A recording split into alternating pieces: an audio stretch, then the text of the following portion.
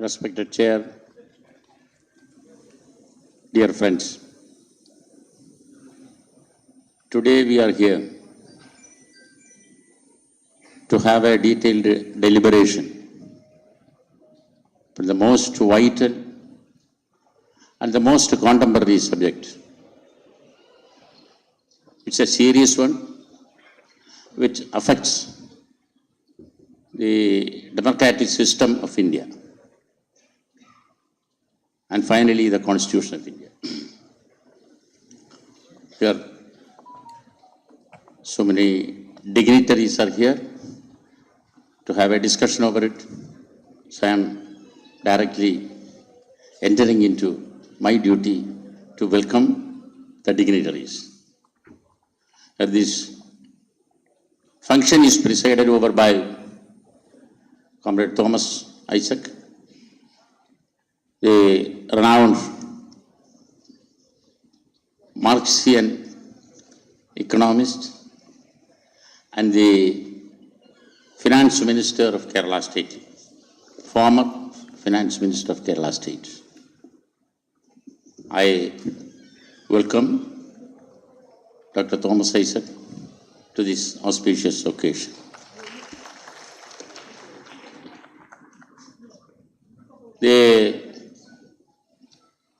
This function is being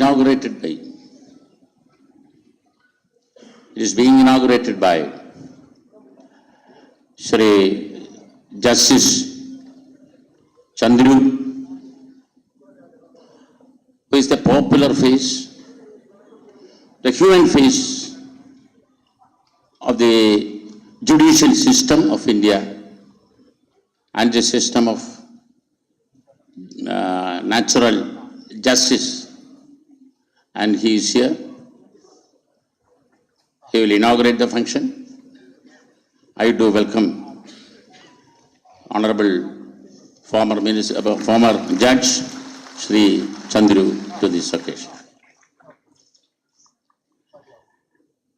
പിന്നെ ഈ ചടങ്ങിൽ പങ്കെടുക്കുന്ന കേരളത്തിലെ മുതിർന്ന പൊതുരംഗത്തെ നേതാക്കളുണ്ട്. സഖാവ് എം വി ഗോവിന്ദൻ, CPIMൻ്റെ കേരള സംസ്ഥാന സെക്രട്ടറി, അദ്ദേഹത്തെ പരിചയപ്പെടുത്തുന്നത് കുറെ കടന്നു വയ്യായിരിക്കും, അതുകൊണ്ട് ഞാൻ ഒന്നും പറയുന്നില്ല. അദ്ദേഹം ഈ ഫംഗ്ഷനിൽ ഈ ചടങ്ങിൽ പങ്കെടുക്കുന്നുണ്ട്. അദ്ദേഹത്തെ ഏറെ ആദരവോടെ ഈ ചടങ്ങിലേക്ക് സ്വാഗതം ചെയ്യുന്നു. പ്രൊഫസർ ശ്രീ കാനം രാജേന്ദ്രൻ, അദ്ദേഹം ഈ ചടങ്ങിലെത്താം എന്ന് സമ്മതിച്ചിട്ടുണ്ട്. അവരുടെ സമ്മേളനം ഇവിടെ നടക്കുകയാണ്, അതിനിടയിൽ എത്താം എന്ന് സമ്മതിച്ചിട്ടുണ്ട്. അദ്ദേഹത്തെ ഈ ചടങ്ങിലേക്ക് ഞാൻ ഏറെ ആദരവോടെ സ്വാഗതം ചെയ്യുകയാണ്. പ്രൊഫസർ ലോപ്പസ് മാത്യു, കേരള കോൺഗ്രസ് എമ്മിൻ്റെ നേതാവ് പ്രൊഫസർ ലോപ്പസ് മാത്യു ഉണ്ട്. അദ്ദേഹത്തെ ഞാൻ ഈ വേദിയിലേക്ക് സ്വാഗതം ചെയ്യും. ശ്രീ മാത്യു ടി തോമസ് അദ്ദേഹം എത്തും എന്ന് പ്രതീക്ഷിക്കുന്നു. അദ്ദേഹത്തെ ഞാൻ ഈ വേദിയിലേക്ക് സ്വാഗതം ചെയ്യുന്നു. NCPയുടെ കേരള സംസ്ഥാന പ്രസിഡന്റ് ആദരണീയനായ ശ്രീ PC ചാക്കോ ഇവിടെ സന്നിഹിതനായിട്ടുണ്ട്. ഇന്ത്യൻ ദേശീയ രാഷ്ട്രീയത്തിലും കേരള രാഷ്ട്രീയത്തിലും ഒരു നിറസാന്നിധ്യമായ ശ്രീ PC ചാക്കോ അവരെ ഏറെ ആദരവോടെ ഈ വേദിയിലേക്ക് ഞാൻ സ്വാഗതം ചെയ്യുന്നു. ശ്രീ ഡോക്ടർ വർഗീസ് ജോർജ്, അദ്ദേഹത്തെ ഞാൻ ഈ വേദിയിലേക്ക് സ്വാഗതം ചെയ്യുന്നു. ഓൾ ഇന്ത്യ അലയൻസ് യൂണിയൻ്റെ കേരള സംസ്ഥാന ജോയിൻറ്റ് സെക്രട്ടറി അഡ്വക്കേറ്റ് അനിൽകുമാർ എത്തിയിട്ടുണ്ട്. ഈ നമ്മുടെ ചാനൽ ചർച്ചകളുടെ സജീവ സാന്നിധ്യവും ഇടതുപക്ഷത്തിൻ്റെ ഒരു വലിയ ഡിഫൻഡറുമായ അഡ്വക്കേറ്റ് അനിൽകുമാറിനെ ഈ വേദിയിലേക്ക് ഏറെ സന്തോഷത്തോടെ സ്വാഗതം ചെയ്യുന്നു. ഇവിടെ എൻ്റെ മുന്നിൽ പേരെടുത്ത് പറയേണ്ട ഒട്ടേറെ വ്യക്തിത്വങ്ങൾ എൻ്റെ മുന്നിൽ ഇരിപ്പുണ്ട്. ഞാൻ ആരുടെയും പേരെടുത്ത് പറയുന്നില്ല. നമ്മുടെ സഹം വിജയകുമാറടക്കം ഇവിടെ ധാരാളം ആൾക്കാരെത്തിയിട്ടുണ്ട്. മുഴുവൻ ആളുകളെയും ഇതിൽ പങ്കെടുത്ത മുഴുവൻ ആളുകളെയും ഈ AKG പഠന ഗവേഷണ കേന്ദ്രത്തിന് വേണ്ടി, ആൾ ഇന്ത്യ ലായേഴ്സ് യൂണിയന് വേണ്ടി ഒരിക്കൽ കൂടി സ്വാഗതം ചെയ്തുകൊണ്ട് ഞാൻ എൻ്റെ കർത്തവ്യത്തിൽ നിന്ന് വിരമിക്കുന്നു. നിങ്ങൾ കണ്ടിട്ടുണ്ട്.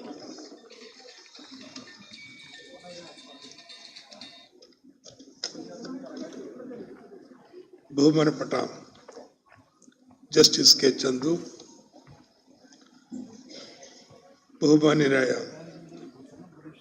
എ.വി. Govindan master, professor Lopez Mathew, P.C. Chacko, Varghese George, advocate K Anilkumar, പ്രിയമുള്ള സുഹൃത്തുക്കളെ,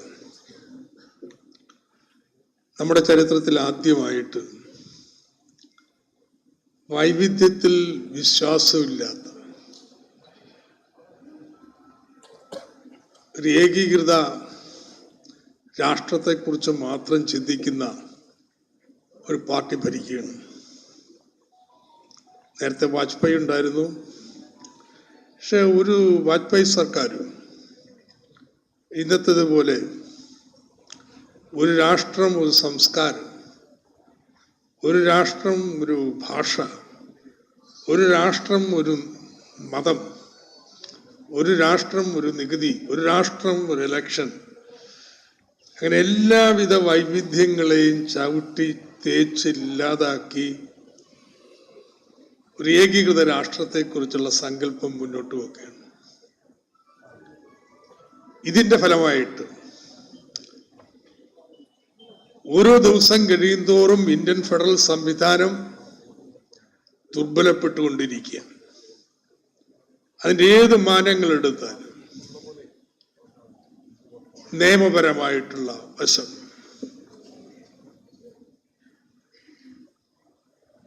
കഴിഞ്ഞ വർഷങ്ങളിലായിട്ട് പാർലമെന്റ് ഒട്ടേറെ നിയമങ്ങൾ പാസ്സാക്കിയിട്ടുണ്ട്.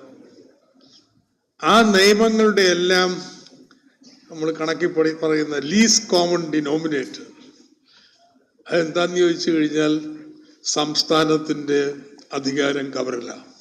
ഏത് നിയമം എടുത്താലും ഞാൻ വിശദാംശങ്ങളിലേക്ക് കടക്കാൻ ഉദ്ദേശിക്കുന്നില്ല. കൺകറന്റ് ലിസ്റ്റിലുള്ള നിയമനിർമ്മാണത്തിൽ സംസ്ഥാനത്തിൻ്റെ കൂടി അധികാരമാണല്ലോ. ഒരു കൺസൾട്ടേഷൻ ഇല്ല. കൺസൾട്ട് ചെയ്താലും ഏകപക്ഷീയമായിട്ടുള്ള നിലപാടുകൾ അടിച്ചേൽപ്പിക്കുകയാണ്. ധനപരമായിട്ടുള്ള വശങ്ങളെടുത്തു കഴിഞ്ഞാൽ സംസ്ഥാനങ്ങളുടെ ധനപരമായിട്ടുള്ള അധികാരങ്ങൾ വെട്ടിച്ചുരുക്കി തദ്ദേശഭരണ സ്ഥാപനങ്ങളുടെ നഗരങ്ങളിലേക്ക് സംസ്ഥാനത്തെ മാറ്റാനുള്ള പരിശ്രമമാണ് ചെയ്യുന്നത്. വരുമാന സമാഹരണത്തിന് GSTയുടെ കടന്നുവരവ് ഫിസ്ക്കൽ സ്പേസ് ഇല്ലാതാക്കി. ഇപ്പൊ വായ്പ എടുക്കുന്നത് വെട്ടിക്കുറക്കാൻ പറ്റുമെന്നുള്ളതാണ്. 3% നമ്മുടെ ദേശീയ വരുമാനത്തിന്റെ വായ്പ എടുക്കാം, അത് 1.75 മതി എന്നൊരു പുതിയ കാഴ്ചപ്പാട് മുന്നോട്ട് വെച്ചു പോവുകയാണ്. ആ രീതിയിൽ സംസ്ഥാനങ്ങളുടെ ധനപരമായിട്ടുള്ള സ്വയംഭരണ സ്വഭാവം പൂർണ്ണമായിട്ട് ഇല്ലാതാക്കുന്നതിനുള്ള നീക്കങ്ങളാണ്. ഭരണപരമായിട്ട് അവിടെയാണ് ഇന്നത്തെ പ്രധാനപ്പെട്ട വിഷയത്തിന്റെ പ്രസക്തിയായി തീരുന്നത്. ഭരണപരമായിട്ടുള്ള മേഖലയിൽ തങ്ങളിൽ നിന്ന് വ്യത്യസ്തമായ രാഷ്ട്രീയ നിലപാട് പുലർത്തുന്ന സംസ്ഥാന ഭരണങ്ങളെ അസ്ഥിരപ്പെടുത്താൻ വേണ്ടിയിട്ട് എന്തൊക്കെ ചെയ്യാമോ അതല്ല. ഇത്ര നിർലജ്ജം പണം ചെലവഴിച്ച് MLA-മാരെ വിലക്ക് വാങ്ങി, അങ്ങനെ വിലക്ക് വാങ്ങുന്നത് എന്തോ വലിയ കഴിവെന്ന് മേനിയടിച്ചിട്ടുള്ളൊരു കാലം ഉണ്ടായിട്ടുണ്ടാവും. ഇനിങ്ങനെ വിലക്ക് വാങ്ങാൻ പറ്റാത്ത ഭരണ സംവിധാനങ്ങളുണ്ടെങ്കിൽ അവയെ തകർക്കുന്നതിന് വേണ്ടിയിട്ട് ഗവർണർ സ്ഥാനം ഉപയോഗപ്പെടുത്താം. അതൊന്ന് സർവ്വസാധാരണമായി തീർന്നിരിക്കുക. ആദ്യം കേന്ദ്ര ഭരണ പ്രദേശങ്ങളിലായിരുന്നു. പുതുശ്ശേരിയില്, ഡൽഹിയില്, ഇവിടെയെല്ലാം ഗവർണറുമായിട്ടുള്ള ഏറ്റുമുട്ടല്. അവിടെയെല്ലാം നിയമസഭയുണ്ട്. നിയമസഭ അംഗീകരിക്കില്ല, ഞാനാണ് ഭരണാധികാരി എന്നുള്ളതാണ് ഗവർണറുടെ നിലപാട്. അത് വേണമെങ്കിൽ ഒന്ന് വാദിച്ചു നിൽക്കാം, വ്യാഖ്യാനിക്കാം. സുപ്രീം കോടതി എതിരായിട്ട് കൃത്യമായി പറഞ്ഞിട്ടുണ്ടെങ്കിലും വാദിച്ചു നിൽക്കാം. ഇപ്പോൾ പൂർണ്ണ സംസ്ഥാനങ്ങളുടെ നിയമസഭയ്ക്കും എല്ലാം മുകളിലാണ് തന്റെ സ്ഥാനം എന്ന് ചില ഗവർണർമാര് ധരിച്ചു വശായിരിക്കുക. നിയമസഭ പാസാക്കിയ നിയമം നിശ്ചയമായിട്ടും ഗവർണർക്ക് തിരിച്ചയക്കാം. അല്ല, ഞങ്ങൾ പാസാക്കണ നിയമം ഇത് തന്നെയാണെന്ന് പറഞ്ഞു കഴിഞ്ഞാൽ അത് ഭരണഘടനാ വിധേയമാണോ അല്ലയോ എന്നുള്ളത് നിശ്ചയിക്കേണ്ടത് കോടതിയാണെന്ന്, ഒരു വ്യക്തിയല്ല. സർക്കാരിന്റെ ഭരണപരമായ കാര്യങ്ങളിൽ ഇടപെടാം. സർക്കാരിന്റെ ധനകാര്യസ്ഥതയെക്കുറിച്ച് പരസ്യമായ പ്രസ്താവന നടത്താം. ഇതൊക്കെ നമ്മുടെ ഈ കേരളത്തിലും നമ്മൾ കാണുകയാണ്.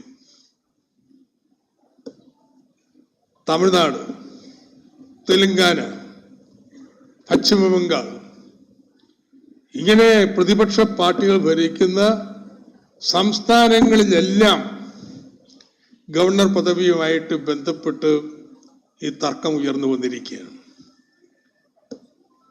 അപ്പോൾ ഇന്ന് നമ്മുടെ ഫെഡറൽ സംവിധാനത്തില്, ഈ കേന്ദ്ര സംസ്ഥാന വൈരുദ്ധ്യത്തില് ഏറ്റവും പ്രധാനപ്പെട്ട പ്രശ്നമായിട്ട്, കേന്ദ്ര വൈരുദ്ധ്യമായിട്ട് ഈ ഗവർണറിന്റെ സ്ഥാനം ഉയർന്നു വന്നിരിക്കുന്നു. ഈ പശ്ചാത്തലത്തിലാണ് എയിലുമായിട്ട് സഹകരിച്ചുകൊണ്ട് ഇവിടെ AKG പഠന ഗവേഷണ കേന്ദ്രം ഇന്നത്തെ ഈ സെമിനാർ സംഘടിപ്പിക്കുന്നത്. ഇത് ഉദ്ഘാടനം ചെയ്യുന്നതിന് നിങ്ങൾക്ക് എല്ലാവർക്കും സുപരിചിതനായിട്ടുള്ള ജസ്റ്റിസ് ചന്ദ്രു ഇവിടെ വന്നിട്ട് കഴിഞ്ഞു. അദ്ദേഹത്തെ പരിചയപ്പെടുത്തേണ്ടതോ ഒന്നും ആരും കാര്യമില്ല. Sir, most of the people who are present here are waiting to hear you. I do not want to stand in between. I will have my occasion to speak even between the speeches or the conclusion of the seminar. So, very respectfully, I invite you to deliver your inaugural address.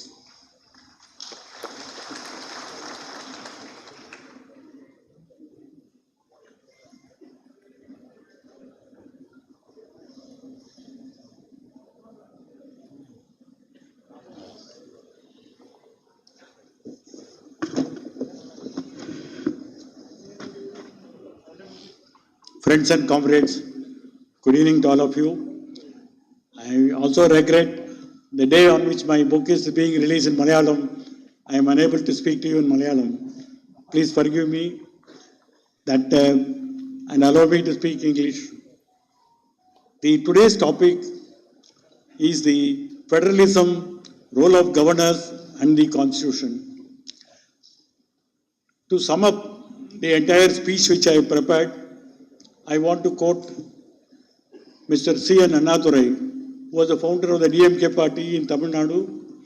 He once said, "Aattukku daadi edarkku, naattukku governor edarkku." Why should a goat have a beard and why should the country have a governor? That sums up the entire functioning of a governor in the last 72 years. And therefore, with this note, I want to speak to you. You will also be very shocked by noting one aspect. Our constitution prescribes various qualifications for various posts. The one post for which there is no qualification, or at least minimum qualification, is the post of governor. He has to be an Indian citizen and 35 years old. And that is how we are having Arif Mohammed and others in this country. He doesn't need any more qualification. And now, when you talk about how in South India, especially Telangana, Kerala and Tamil Nadu, and Puducherry Lieutenant Governor. We have three species in this country. The other two southern states, Andhra Pradesh and Karnataka. Karnataka is ruled by BJP and Andhra Pradesh, Jagan Mohan is yet to know where he stands. In these three states, the central government is afraid that the opposition parties which are ruling in these three states, they can't make even an inch of progress in this state, and therefore the mechanism that they have defined, the mechanism which they have devised is to send governors of their choice. We find Tamilisai in Telangana and additional charge in Puducherry as a lieutenant governor. Between Puducherry and Hyderabad, it takes 730 kilometers. They could not appoint anybody else except Tamilisai Soundararajan, who is happened to be a medical doctor. Then we have R.N. Ravi, who is a Tamil Nadu governor, who has come from Nagaland. He is a man from Bihar. He has come to Tamil Nadu. He belongs to the Indian police cadre. And that is a qualification to appoint somebody in the northeast. Today, if you see in the northeastern states, of those seven sisters states, you will find mostly it is a retired policeman or a retired army general will be appointed as the governor. Because most of the states were governed by Armed Forces Special Powers Act, and therefore they need policemen. Now suddenly from Nagaland, this man was sent to Tamil Nadu. When a constitutional functionary retires or transferred, there will be some farewell function. For this man, he was so notorious, there was no farewell function at all. People of Nagaland were so much despised by the role played by the Ravi, and therefore he is catapulted to Tamil Nadu. Now the question will be, if somebody is despised in some state, does it mean the transfer to some other state is going to in a way make a change? Now you will see these three people, there is some commonality. Tamilisai could not fit into the BJP in Tamil Nadu. And Arif Mohammed Khan was an old politician who changes his color more often. Therefore, best thing they thought was he'll be in Kerala Raj Bhavan. Then you also find the third man, the Ravi.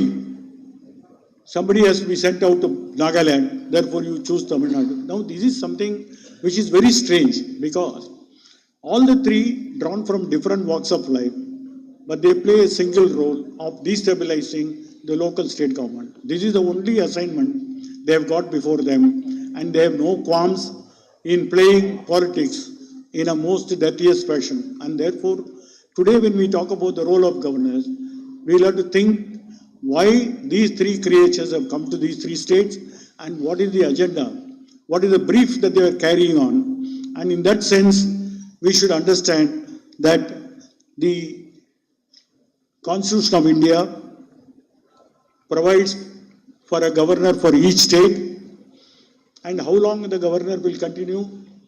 Normally 5 years, but there is a provision in the Constitution which says they will continue until the pleasure of the President of India.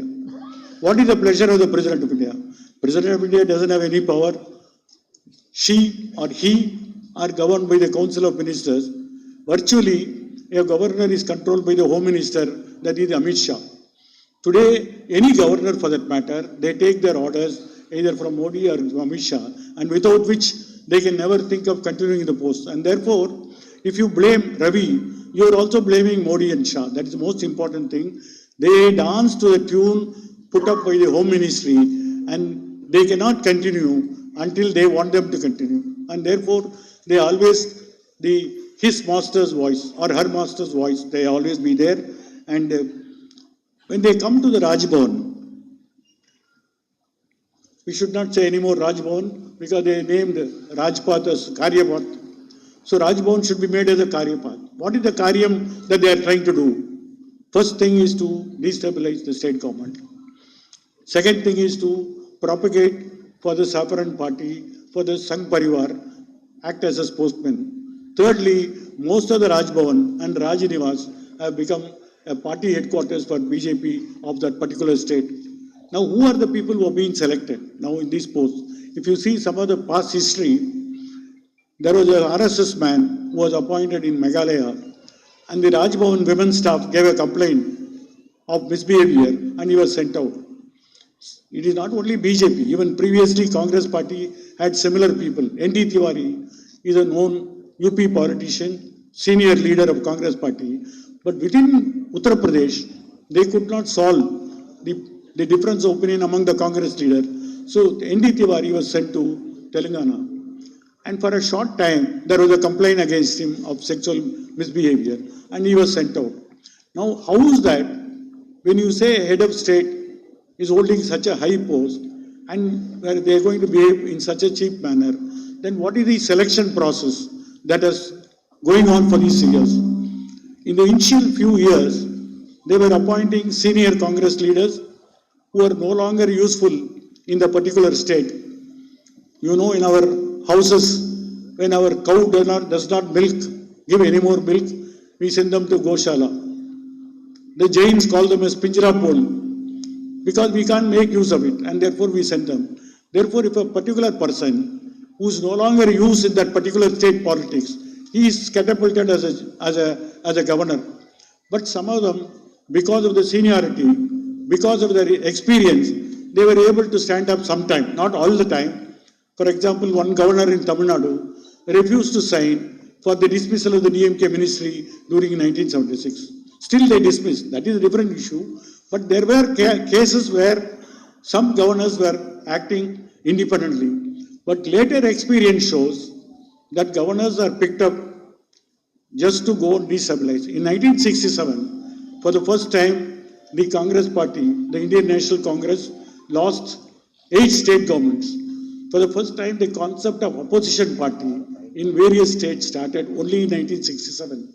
Before that, the Congress party was a monopoly party, and therefore there was no opposition. Therefore, they can do whatever they want. But they found 8 crucial states having non-Congress government. The game of starting destabilization started by sending governors to those states. Therefore, when a governor is sent, either it is to resolve the difference of opinion of Congress party in that state, or a person who is discredited in the state is sent to some other state for his retirement benefit, or with a mission to create problem for the opposition party. It is the 3 objects for which the governors were started being sent after 20 years of the constitution, and even before 1960, when this game was slowly being experimented. You know, in Kerala, EMS Namboodiripad government first time formed a government in 1958, and the first measure taken by the government was a progressive measure of bringing a law to control educational institutions. The Kerala Education Bill was largely to control the educational institutions which were making money, and also to give job protection to the teachers working in those schools, and also to see a common curriculum is evolved. And therefore, when the Kerala Education Bill was enacted, already the Congress government, headed by Pandit Jawaharlal Nehru, and his daughter was a minister in his cabinet, Mrs. Indira Gandhi was the information minister. They were plotting that how, for the first time, a elected communist government can be allowed to continue. Therefore, against this bill, which has been introduced in the House and passed by the House unanimously with minor opposition, the bill was sent to the governor. Then an agitation was started, which you know, the Vimojana Samaram, where the communal groups which are running educational institutions were scared, and therefore they thought that this government should not continue. Now, normally a central government, which is supposed to be a federal government, should ensure that there is no law and order problem created by any mischievous groups. On the other hand, Mrs. Gandhi was deputed to come to Kerala to supervise that this agitation continues forever, and then they can get a report from the governor that the constitutional machinery has broken down. The government is not able to run within the 4 corners of law, and a report was obtained, and the Congress party, there was some difference of opinion, but not much.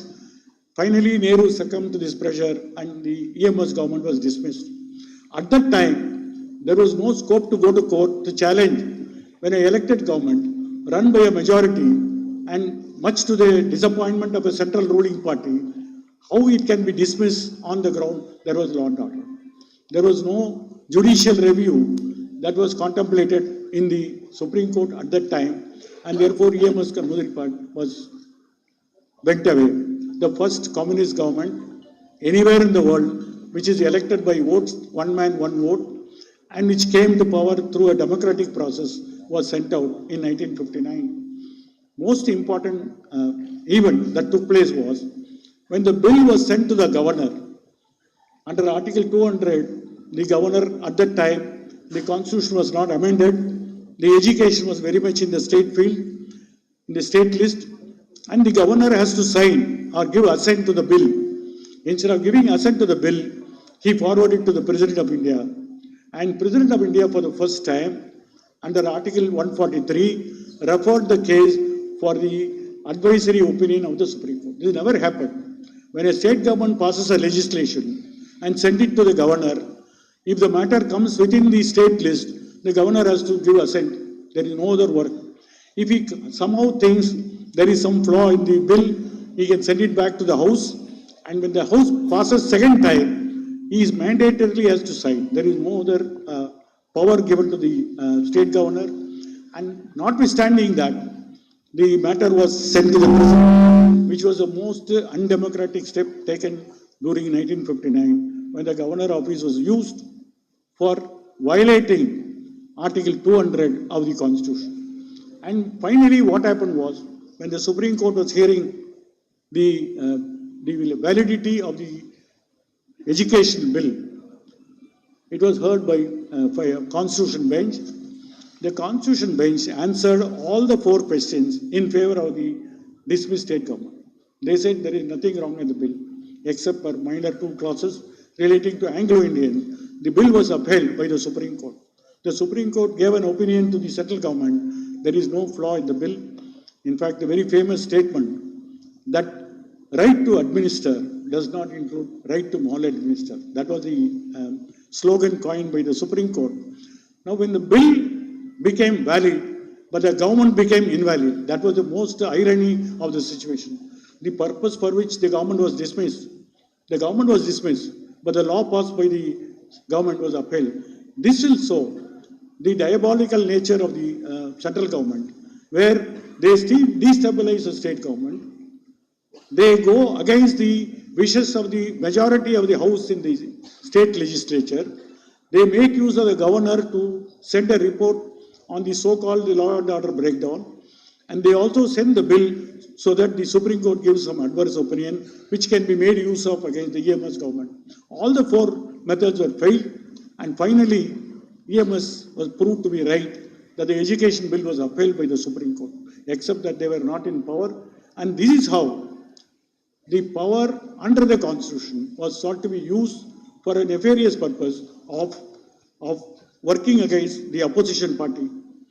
Now, once the education bill was upheld and an advisory opinion by the Supreme Court was in favor of the government, is there anything to restore the government? There was no provision for restoring government. That were all too early days where the court was always apprehensive of interfering with the decision of the government, and the courts did not go beyond a point. The question came much later. In 1975, when Indira Gandhi declared internal emergency, which is never heard of, internal emergency only because to continue in power. She lost the election. The Allahabad High Court held that her election was corrupt practice, and therefore she cannot hold the office. She filed a writ petition in the appeal in the Supreme Court, election appeal, and Justice Krishnaiyer was hearing that case, refused to grant stay. He said she can attend the parliament, but she cannot vote in the parliament. This was a peculiar situation where a prime minister can go to the parliament, cannot vote in the parliament. This is something new. Therefore, she knew the demand for a resignation was increasing, and different opposition political parties have come together under a banner where we will not allow this dictatorial practice of the government, and therefore they started a campaign for demanding the resignation of Indira Gandhi. As a counterblast to this move, Indira Gandhi felt that India is Indira, Indira is India. That was a slogan at that time they were making. that one individual identified the whole country. And now what happened was, she declared the emergency. Consequently, all the opposition leaders were arrested. Comrade AKG was in jail. Comrade Jyotirmoy Basu was in jail. Under which law? Under the Maintenance of Internal Security Act, MISA. MISA of 1971 is the most darkest law which India has ever seen, because there is no trial. There are no charges against you. Because the district magistrate says that you should be in jail, you are kept in jail. That's all. The satisfaction of the district collector is more enough. Later, after the emergency, when the commission of inquiry was held by Justice Shaw, J.C. Shaw, he found in his report, it was a 5-volume report. Somehow the report was not well spread out. But the nefarious and diabolical action of the Congress government was seen in the report. Recently, a Tamil Nadu politician has published that report, a contents report. One chapter talks about how opposition leaders were detained. There are district magistrates were given blank warrant and they had to fill up the name and they were put inside. Now, when there is a wrong order passed, normally we go to the court. When a detention order is made, when you are detained in jail, the only remedy is going to the High Court with a habeas corpus petition. In an habeas corpus petition, when a person is illegally detained, he can go to the court and say, why I have been detained. The court can say that this cannot be allowed anymore. That's one way, one method of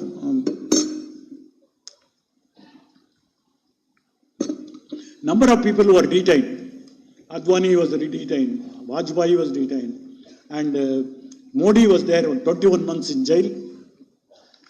Then Lalu Prasad Yadav, he was also in jail in MISA. When he came out, he had a daughter, Bharati. Now she is called Misa Bharati because she was born when Lalu Prasad was in jail.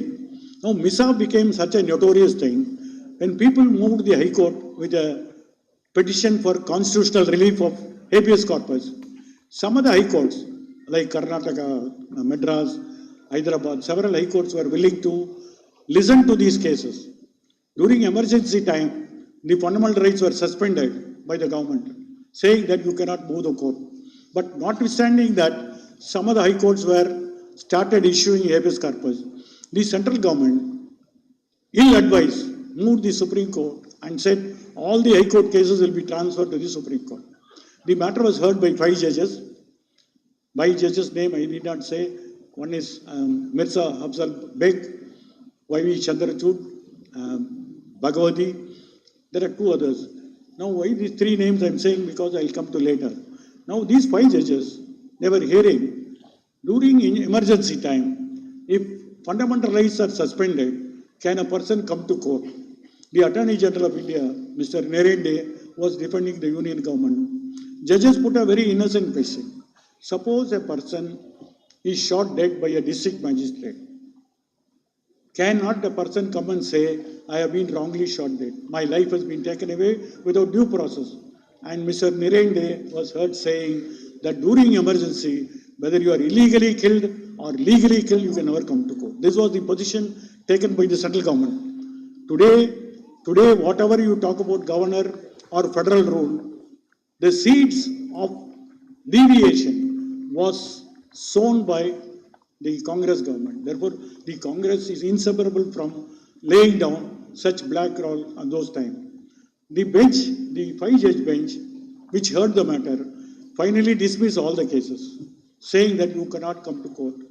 The result was, all the leaders were in jail for 21 months, and after 21 months, and one of the judge, Mr. Chandrachud, whose son is a Supreme Court judge, he wrote that council after council are complaining about ill treatment of detainees in jail. I have a diamond heart hope such things will never happen in future.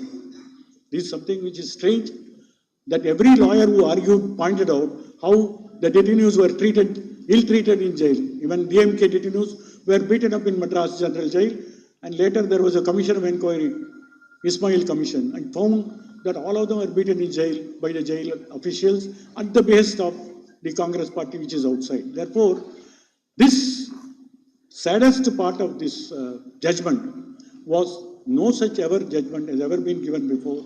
And it is considered to be a black day for the Indian judiciary because for the first time the court said there is no judicial review at all. Leave aside whether governor order or a district magistrate order, and one of the constitutional experts said that habeas corpus, remains to add, habeas corpus is the most glaring instance in which Supreme Court of India suffered most severely a self-inflicted wound. The wound did not come from outside. Nobody compelled them. They could have decided differently. Because one judge, Justice H.R. Khanna, said judicial review is available. And his brother's son is a judge now. And what happened to Chandrachud's son, Mr. Janardhan Chandrachud, who is number 2 in the Supreme Court, recently in the Aadhaar card case said that this judgment given my father is a wrong judgment. So the son now said father is wrong. So many peculiar things have taken place. But most important was, after the removal of the emergency, when elections were conducted, the central parliament was captured by the coalition of opposition parties, which came in the name of Janata Party. When Janata Party captured the parliament, first thing they did was, they asked, at the time the Home Minister was Charan Singh.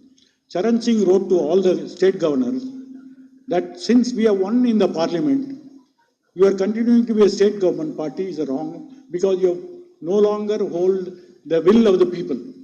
It is very strange because people can elect one government for state government, one for central government. For each election, there is a state election, there is a union parliament election. Now the strange logic was, if you lose parliament, you must lose your state government also.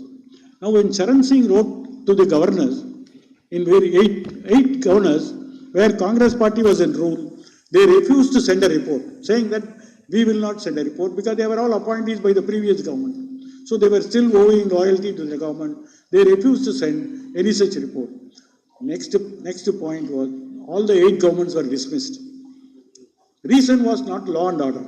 Reason was not constitutional framework. The reason was, in parliament election, Congress lost, therefore they cannot continue in state government.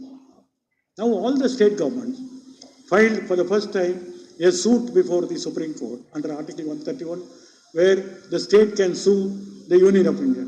Recently also Kerala government has filed a suit against the central government under 131.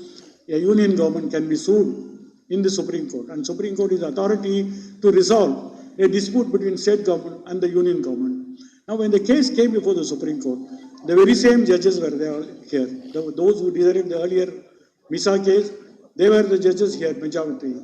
Now what did they do? They found out the holocaust of the emergency. They found out the emergency excess. Therefore, they wanted to support the Janata government. Previously, they supported the Congress government.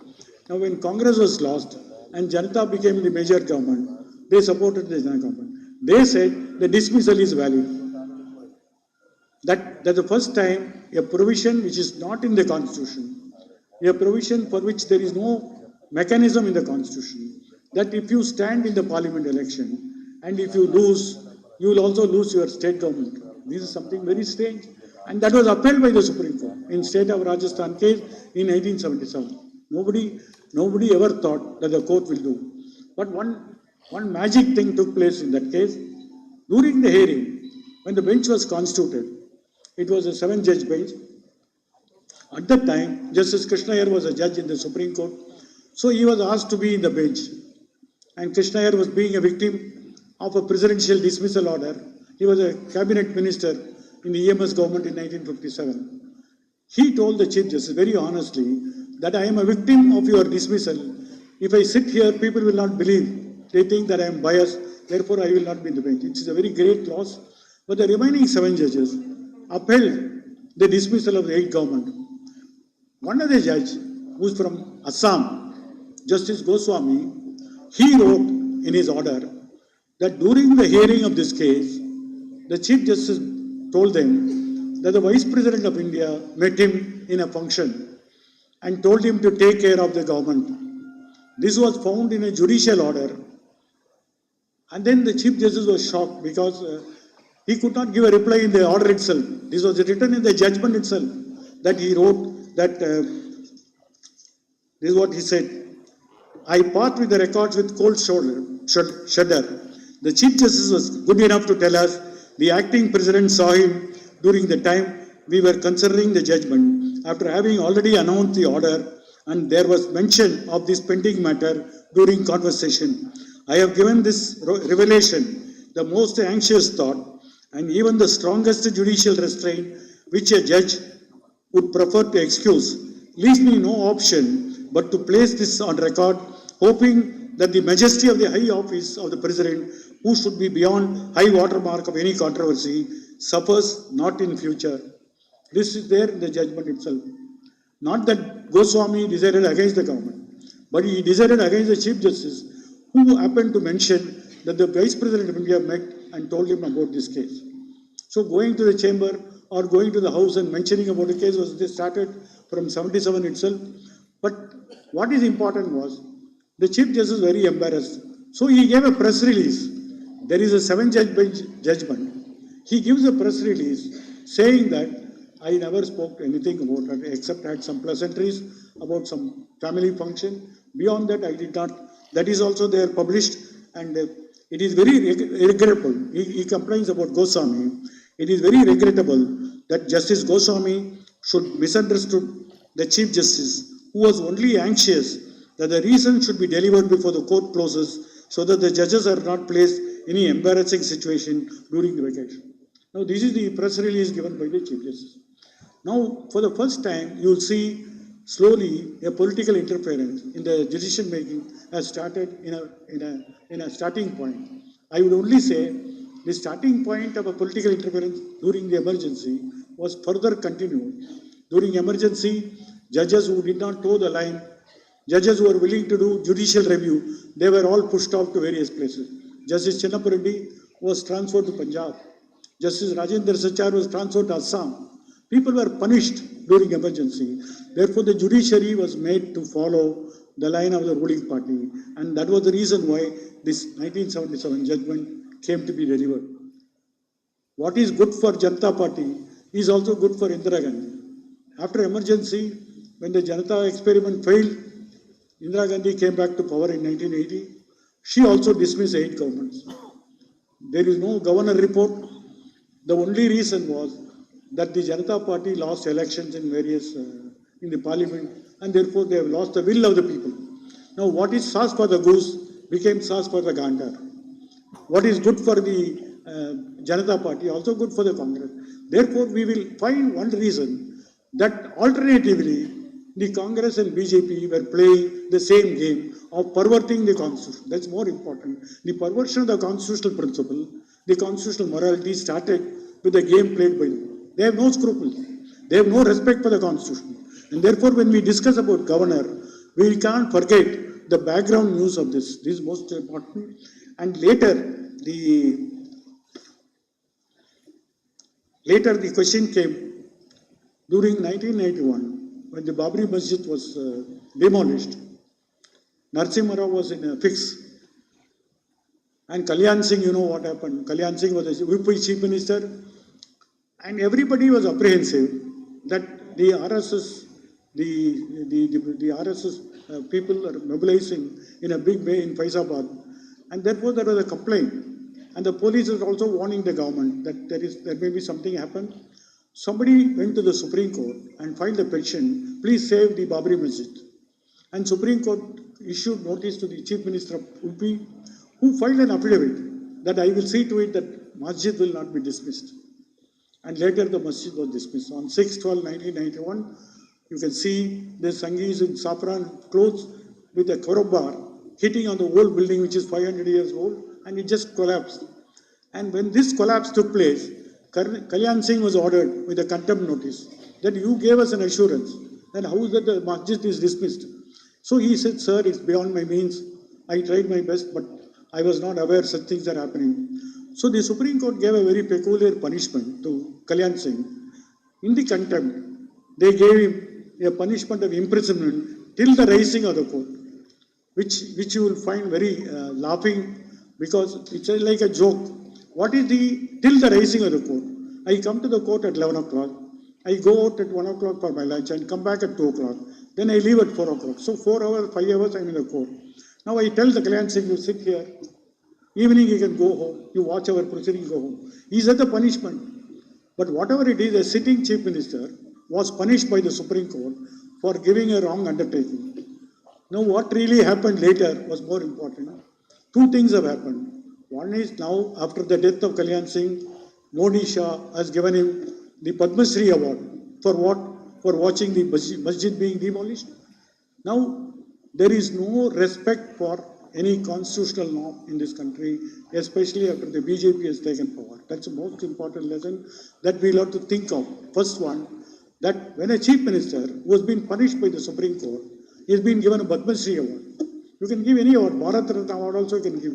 Nobody stops you. But what is important is that shows your scant regard for the constitutional setup in this country. The second thing that took place was, before the demolition of the Babri Masjid, Advani was on a Radha Yatra. In that Radha Yatra, in most of the places, he said two things. That constitution cannot solve all the problems, number one. Number two, the court cannot be the arbiter of all disputes of the people. The issue of faith can never be considered in any other manner. Now, the issue of faith, which is mentioned by Advani, got reflected later in the Ram Janmabhoomi case, where 7 judges heard the case of Ram Janmabhoomi dispute, which has been going on for more than 100 years, and finally passed an order. The dispute started as a title dispute. If you have a property, you must have a title. The title must be by way of some document. The document must be an original document, not a forged document. So that is how any court can decide. But the Supreme Court, 7 judges benches, for the first time applied a theory that 500 years of faith of the majority religion proved by oral evidence, by their faith, that there has been a continuous worship of Ram. Therefore, the property should be given to that one side, the majority Hindu side. Then they will have to form a trust, which will be formed by the central government. And the trust will be exempted from income tax. Now the trust is there, so much money is flowing, the temple is coming at the biggest of the demolition. Where does this idea come in? Even though 7 judges have passed the order, the author of the judgment is not shown in the order. It's a strange, a unanimous judgment, but an anonymous judgment, never heard of.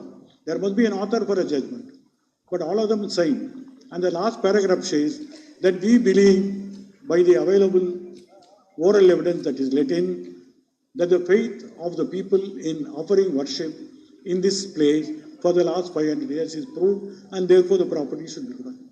If the majoritarian faith is a criteria for deciding, then why should we have a constitution? Why should we have a Supreme Court? Why should we have 7 judges saying all this? Now the light that has been set in, the fire that has been stoked, you find reflection in Mathura, you find reflection in Varanasi. Now people have started filing cases not in Supreme Court, starting with the Municipal Court. That's how the Ram Janmabhoomi started with the collector, and it went on. Now they have started again. Now there is a real danger of dividing this country in the name of the majoritarian faith. In the slogan that the Constitution cannot answer all these questions. Now when this demolition took place, the Narasimha Rao government dismissed several Janata Party governments. That also came a subject matter of a litigation. In 1994, the Supreme Court, for the first time, held in S.R. Bommai case, that if a government is dismissed by the president, the court can examine the record. It's a small victory. There was another argument that if a president wants to dismiss a state government, they should also have the approval of the parliament. That was the argument that was let in. But unfortunately, the 9 judges finally wrote by saying that the issue of dismissal will be considered by the parliament, and if parliament does not give approval, the house gets restored. You must have seen recently the Supreme Court of Pakistan, the government was dismissed. Within 15 days, they restored the government to power. Such a exercise is not contemplated in our country. In fact, writing on this, the constitutional expert Soli Sarabji says that this judgment, though a lot of things were expected about judicial review, about approval by the parliament before dismissal, now The question is, it is only after the dismissal, we are disappointed. This can only be confined to some archives, maybe future, some other judgment, some other bench may reverse this order. But till then, we are contented with two things. That if the dismissal is going to be judicially reviewed subsequently, we know how much delay the court take place. Now the Jammu and Kashmir special status has been withdrawn. Article 370 is removed. Article 35 is repealed. Now how long? 4 years have gone. They have not heard this case at all. Now suppose you say there is a judicial review, and that judicial review is not going to come within a reasonable time, like you saw in the Pakistan court. Within 15 days they restored the parliament. But in our country we have not seen. Only our grandchildren can see the results. And therefore they are very confident, let there be a judicial review. That is why people say the approval should be a prior approval and not a post approval. And we have not reached that stage. Since we have not reached the stage, we are at the mercy of the governor. I am coming back to, in a federal setup like India, where departing from the 1935 Government of India Act, the new constitution that has been framed under the chairmanship of the drafting committee of Dr. Ambedkar, two principal issues have been resolved. The one was there will be a federal structure, there will be a union government, and there will be a state. And the power of the state is limited by Article 246, where the list 2 become the sole prerogative of the state government. The list 1 becomes the union government. Now there is a third list in our country, something like a transgender. Now every power from the state list is removed to the concurrent list, where parliament can make law, state government can make law. In the last few years, we find that every power of the state government is slowly being assumed by the central government by a constitutional coup. And this process has made a federal structure no longer a federal structure, but a unitary structure. Now there is a great argument whether it is unitary structure or a federal structure. Like Nambudiri Party in 1967 and Jyoti Basu in 1968 have made efforts to bring in an autonomy for the state. Now the states cannot go with a begging bowl for asking for finance from the center. The state cannot be made as a unit of a vassal state. It is not vassal units. And therefore they said a time has come when we should have a constitutional revision wherein the power of the state government should be kept intact and the state must have autonomy to rule itself. Now this was the demand come not only from the communist parties, also from parties like DMK and parties like Telugu Desam have raised this issue that of late the state governments have been reduced to a glorified municipalities. And that should stop. The erosion of the constitutional value cannot be allowed to go this fashion. And this is the demand which we'll have to keep on minding. Now, after the BJP assumed power in the last 14 years, you will find there is a greater erosion. The erosion being that power of the states are completely decimated.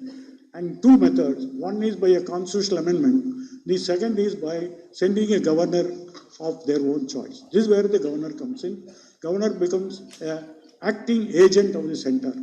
So when a governor comes to the Raj Bhavan, you see in Tamil Nadu, he is from an Indian police service.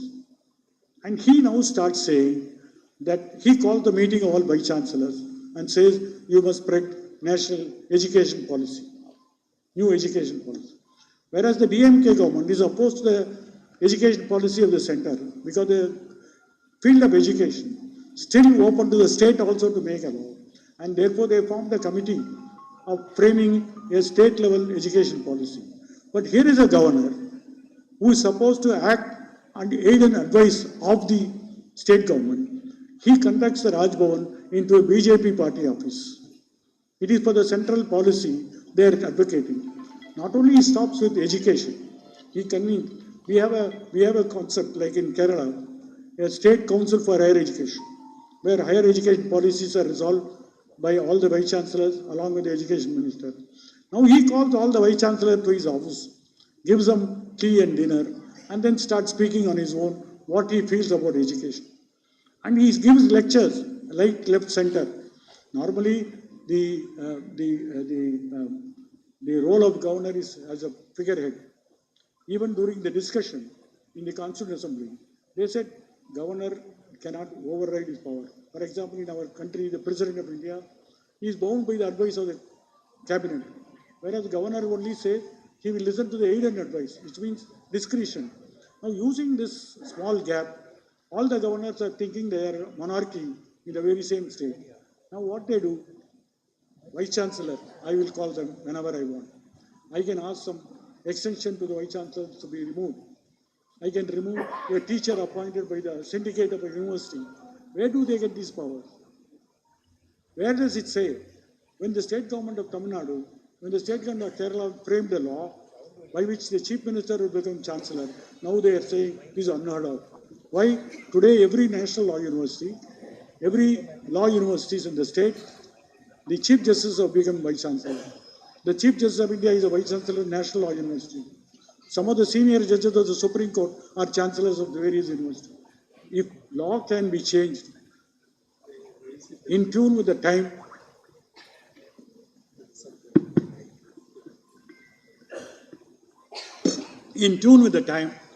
this argument that the tradition and custom are sought to be removed is a specious argument.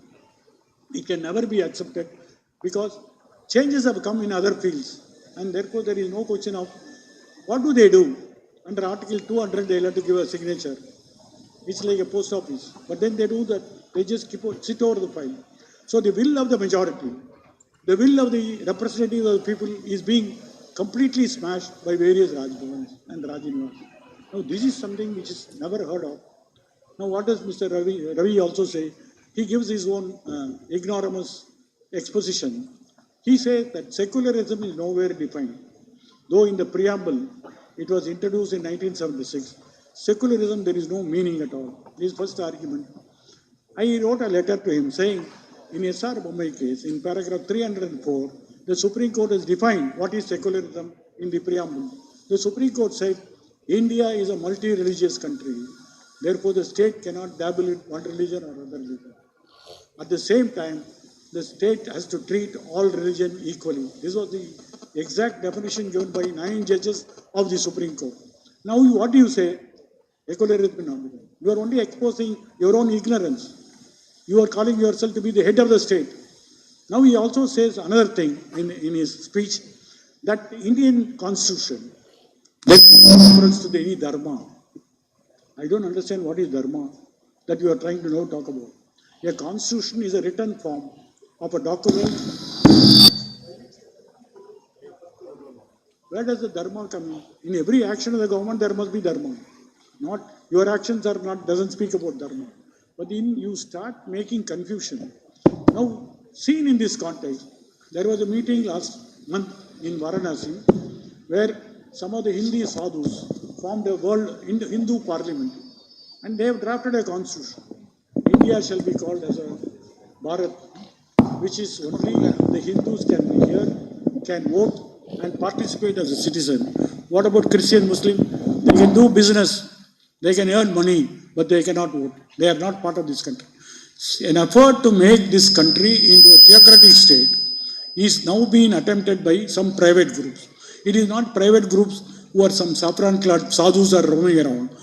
A person who is sitting in the Raj Bhavan now talks that the Indian constitution lacks dharma. Where does one get all this? This is what most important thing, that the governor not only dance to the tunes of the central government in destabilizing government, he is also making a poisonous speeches in furtherance of the hate politics that we have already gone through. In fact, the Tamil Nadu governor said that the Tirukkural, known to be a very high moral literature, which is shorn of any religion, he now says that the Christian missionaries who came to India has misinterpreted the Tirukkural. Actually, Tiruvallur believes in the Hindu God. I don't know where he's from Bihar. He doesn't know Tamil. But somebody gives him script writing and he repeats everywhere using the office of the governor. Now, this is something which we can't allow. You may, if you suppose there is a wrong decision, we can go to court. But if you start preaching wrong things, if you start spreading hate politics, we can never allow this kind of a situation in this country.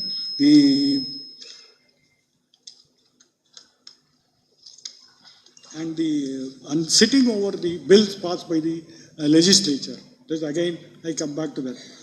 Tamil Nadu and Kerala are sufferers on this. In Tamil Nadu, the governor is sitting over 21 bills. So far, he has not signed. Somebody has to teach him how to sign also.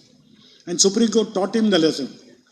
Under Article 163, when a state government wants to give remission to a prisoner, in Tamil Nadu, they gave advice to the governor. Without governor advice, he cannot act. Without the advice of the cabinet, he cannot act independently. So they gave advice. Tamil Nadu Legislative Assembly passed 2 times a resolution asking for remission to the prisoner. Now governor sits over it. When somebody file a case, how long you will be sitting over? It's a case of a human liberty, liberty of a prisoner who has been there for 32 years in jail, and the law permits review after 14 years. Now governor says, I can't be bulldozed. I am not a postman. This is what he said. After long agitation, after a lot of pressure, he forwarded the bill to the President of India for his opinion, which is not again contemplated under 163. Now matter goes to Supreme Court. Supreme Court asked the governor, are you a postman? Just send it to President of India and then say, wait for the answer. What about your power under the Constitution? Should you not exercise your power? Now people who are sent to Raj Bhavan are hilarious type. There was one governor who was from North Indian state. He doesn't know how to read. So they gave the oath of office under 160. He started reading, he could not read. So somebody wrote in Hindi the version. Even that he could not read. Then somebody gave a prompter. So people are laughing. If you think it's a high constitutional office, should you not have people who knows things, who can decide things, who are experienced in politics? And this Mr. Ravi, who is an IPS officer, who forwards it to the President of India. And Supreme Court says, are you a postman? Then Supreme Court, to avoid embarrassment, directly gave remission to Pere Rivada after passing strictures on this man. Now I am asking a question. You may not be a postman. Suppose you deliver as a postman, you deliver a letter in a wrong address. Will not the department dismiss you from? They are very the question. Therefore, time today has come. This postman has to be dismissed. This post should be abolished. This is my submission before you. Because we have tried. We have tried all types of governor, good, bad, and ugly. There are good governors. There are bad governors. There are ugly governors. Today, which is the last category, which we are seeing in various Raj Bhavans, especially in South India.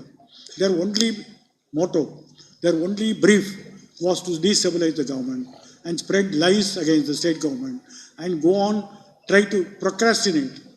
A decision has to be taken, like Mr. Arif Mohammed Khan, who sits over the bill and says, I will not sign. Nobody can compel me. Now, this is an issue where we were more concerned because if there is going to be a very serious constitutional friction between 2 high authorities, time has come, Supreme Court has to decide this matter. They are not going to decide.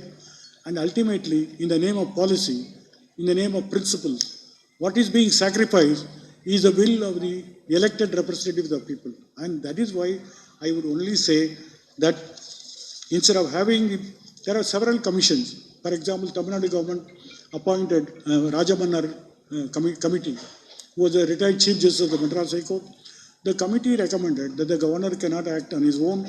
There must be certain amount of restriction on his function. Subsequently, Sarkaria Commission was also appointed for a center-state relations. They also made some suggestion, but nothing has been implemented so far. And therefore, if the office cannot be reformed, the office cannot be regulated by law, the other option is to remove the office itself. There are people who said that the governor must be either an elected person. That's first argument. The second argument was state government should be consulted. Third argument was, like the Article 74, where president is bound by the advice of the governor, of the cabinet, the governor also must be bound by the advice of the state cabinet. Either one of the 3 solution has to be found, and the question has to be agitated. Today we are all assembled, so many people have assembled here. We are asking a question that we have voted for this government, and Pinarayi Vijayan has been praised all over. Now you start finding somebody who says, no, this I can't do this I can't do this. Who are you? How did you get to this place? Now that is the most important question. In this game, we find what the Congress party did, the BJP is competent. That is most important. Secondly, during Congress party, there was at least a declared emergency. Today we find there is no declaration, but all the effects of emergency are still there in the form of governors. The governors cannot be allowed to be a Trojan horse, to be sent to the state and then try to defeat the very state government itself. And once again, I am now reminded of the speech made by Annadurai, the founder of DMK. He said, "Artukku dadi edarku, naattukku governor edarku." Thank you.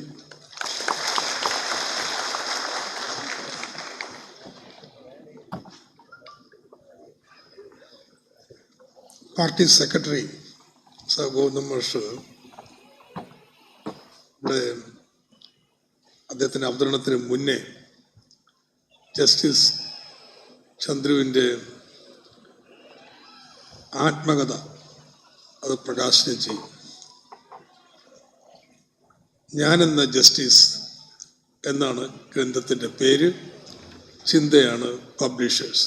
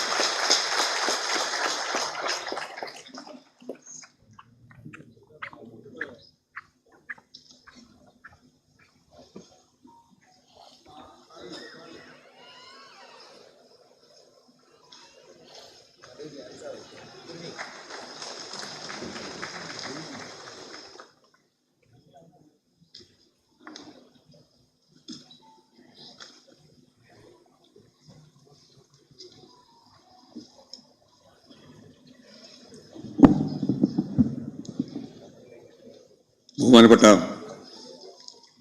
ഈ പരിപാടിയുടെ അധ്യക്ഷൻ doctor Thomas Isaac, ഈ പരിപാടി ഉദ്ഘാടനം ചെയ്ത നമ്മളെല്ലാം ശ്രദ്ധയോടുകൂടി പ്രസംഗം ശ്രദ്ധിച്ച ജസ്റ്റിസ് കെ ചന്ദ്രു, വേദിയിലുള്ള ബഹുമാന്യരായ നേതാക്കളെ, പ്രധാനപ്പെട്ട പാർട്ടി നേതാക്കൾ professor topaz Mathew, Shri P C Chacko, Varghese George, advocate K Anilkumar, വേദിയിലും സദസ്സിലുമുള്ള ബഹുമാന്യരെ, സഹോദരി സഹോദരന്മാരെ, സുഹൃത്തുക്കളെ,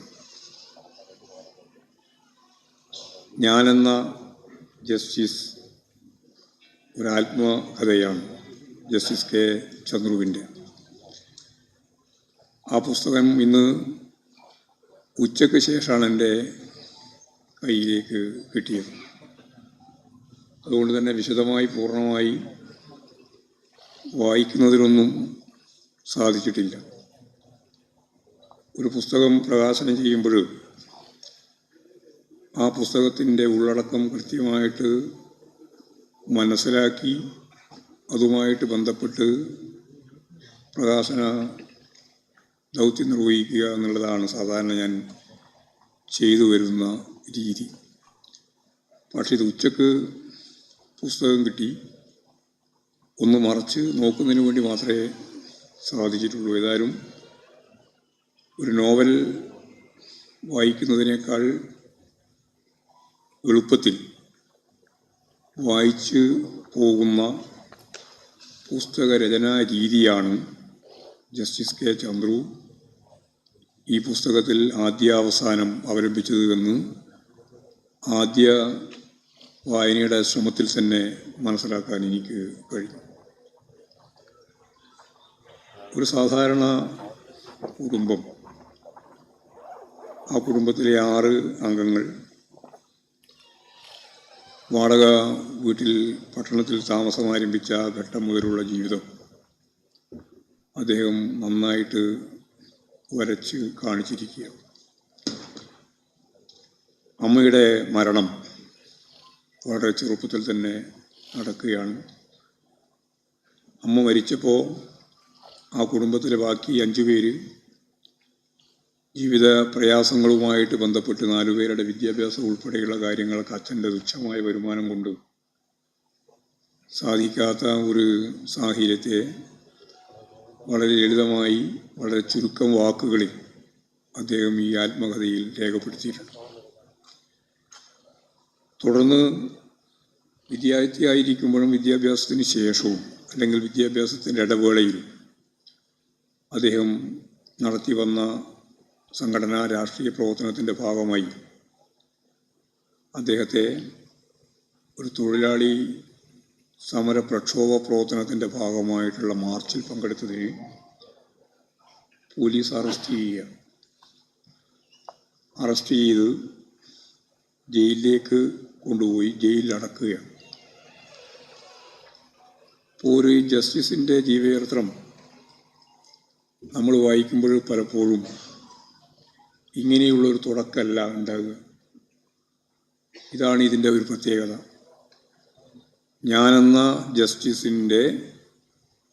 കെ ചന്ദ്രു എന്ന എഴുത്തുകാരൻ്റെ ജീവിതം എങ്ങനെയാണ് രൂപപ്പെട്ടത് എന്നതിനെ അടിസ്ഥാനപ്പെടുത്തിയാണ് ഞാൻ ഈ കാര്യം അവതരിപ്പിക്കുന്നത്. അദ്ദേഹം ജയിൽ അനുഭവങ്ങൾ ഇതിൽ വളരെ ചുരുക്കമാണ്, എല്ലാം വളരെ വളരെ ചുരുക്കിയാണ് അവതരിപ്പിക്കുന്നത്. അദ്ദേഹം അവതരിപ്പിക്കുന്നുണ്ട്.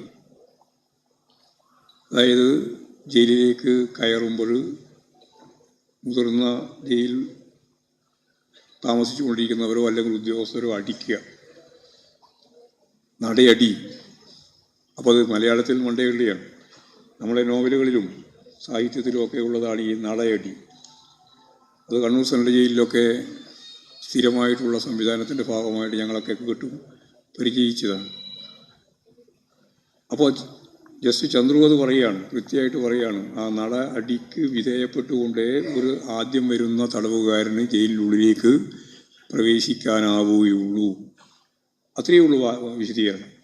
അതിനുശേഷം പിന്നീട് അവിടുത്തെ ഭക്ഷണത്തിൻ്റെ രീതി, കഴിക്കാനാവാത്ത സാഹചര്യം ഉൾപ്പെടെയുള്ള വളരെ ദയനീയമായൊരു ചിത്രം ജയിലുമായിട്ട് ബന്ധപ്പെട്ട് അദ്ദേഹം അവതരിപ്പിക്കുക. അതിൻ്റെ അർത്ഥം അദ്ദേഹം ജസ്റ്റിസ് ആകുന്നതിന് മുമ്പുള്ള ജീവിത രൂപാന്തരണത്തിൽ അനുഭവിച്ച വിവിധങ്ങളായ തലങ്ങളെ അദ്ദേഹം ഓർത്തെടുത്ത് ഫലപ്രദമായി ഇതിൻ്റെ ഭാഗമായിട്ട്, ഈ ജീവചരിത്രത്തിൻ്റെ ഭാഗമായിട്ട് ചേർത്തിട്ടുണ്ട് എന്നുള്ളത് ഒരു ഓടിച്ച വായനയിൽ തന്നെ എനിക്ക് മനസ്സിലാക്കാൻ സാധിക്കുകയുണ്ട്. മറ്റൊരു കാര്യം, അദ്ദേഹം പല സ്ഥലങ്ങളിലായിട്ട് ആവർത്തിച്ച് കോട്ട് ചെയ്ത ഒരു പേര് വി ആർ കൃഷ്ണയ്യരുടേതാണ്. അവസാനത്തെ ഭാഗം അദ്ദേഹത്തിൻ്റെ കത്തോടുകൂടിയാണ് അവസാനിപ്പിക്കുന്നത്. ഏതാണ്ട് 100 വയസ്സുവരെ ജീവിച്ച 98ാമത്തെ വയസ്സിൽ ജസ്റ്റിസ് ചന്ദ്രുവിന് എഴുതിയ കത്തിൻ്റെ കൃത്യമായിട്ടുള്ള പ്രസിദ്ധീകരണത്തോടുകൂടി അതിൻ്റെ അവസാനത്തെ വാക്കുൾപ്പെടെ ഉപയോഗപ്പെടുത്തിയിട്ടാണ് ആ ജീവചരിത്രം അവസാനിപ്പിക്കുന്നത്. അപ്പോൾ ഞാൻ പറഞ്ഞു വരുന്നത്, ഓരോന്നും സൂക്ഷ്മതയോടുകൂടി കാണാനും പഠിക്കാനും അതിനടിസ്ഥാനപ്പെടുത്തി കേസ് കൈകാര്യം ചെയ്യാനും എല്ലാമുള്ള അദ്ദേഹത്തിൻ്റെ കഴിവ്, കേസ് നടത്തിയ കാലത്തെ കേസ് എങ്ങനെയാണ്, അപ്പോൾ സൂക്ഷ്മമായിട്ട് പരിശോധിച്ച് നോക്കിയപ്പോൾ അദ്ദേഹത്തിൻ്റെ ജീവിതത്തിൻ്റെ ആദ്യഘട്ടത്തിലെ ജീവിത ചുറ്റുവട്ടം എങ്ങനെയായിരുന്നു എന്നുള്ള അവതരിപ്പിച്ചപ്പോൾ ഒരു ഭാഗം അവതരിപ്പിച്ചിട്ടുണ്ട്. അത് വായിച്ചപ്പോൾ എനിക്ക് വളരെ പ്രത്യേകത തോന്നിയ ഒരു കാര്യം ഇതാണ്. RSS എന്ന് അദ്ദേഹം പറയുന്നില്ല, പക്ഷെ പറഞ്ഞത് ഇങ്ങനെയാണ്: ഞങ്ങളുടെ നാട്ടിൽ മറ്റ് രാഷ്ട്രീയ പാർട്ടികളിൽ നിന്നും വ്യത്യസ്തമായിട്ട് ഒരാളുണ്ടായിരുന്നു. അയാളെ ആരും ഗൗനിക്കാറില്ല, ആരും ശ്രദ്ധിക്കാറില്ല, അവഗണിക്കുകയാണ് പതിവ്. കാരണം അദ്ദേഹം മഹാത്മാഗാന്ധിയെ കൊന്നപ്പോൾ മിഠായി വിതരണം നടത്തിയ ആളാണ്. എന്തിനാണ് പിന്നെ RSSനെ പറ്റി പറയേണ്ടത്? എത്ര സുന്ദരമായിട്ടാണ് ഇത് അവതരിപ്പിക്കുന്നത്. അദ്ദേഹം മഹാത്മാഗാന്ധിയെ കൊന്ന ദിവസം മിഠായി വിതരണം നടത്തിയ, മധുരം വിതരണം നടത്തിയിട്ടുള്ള ആളാണ്.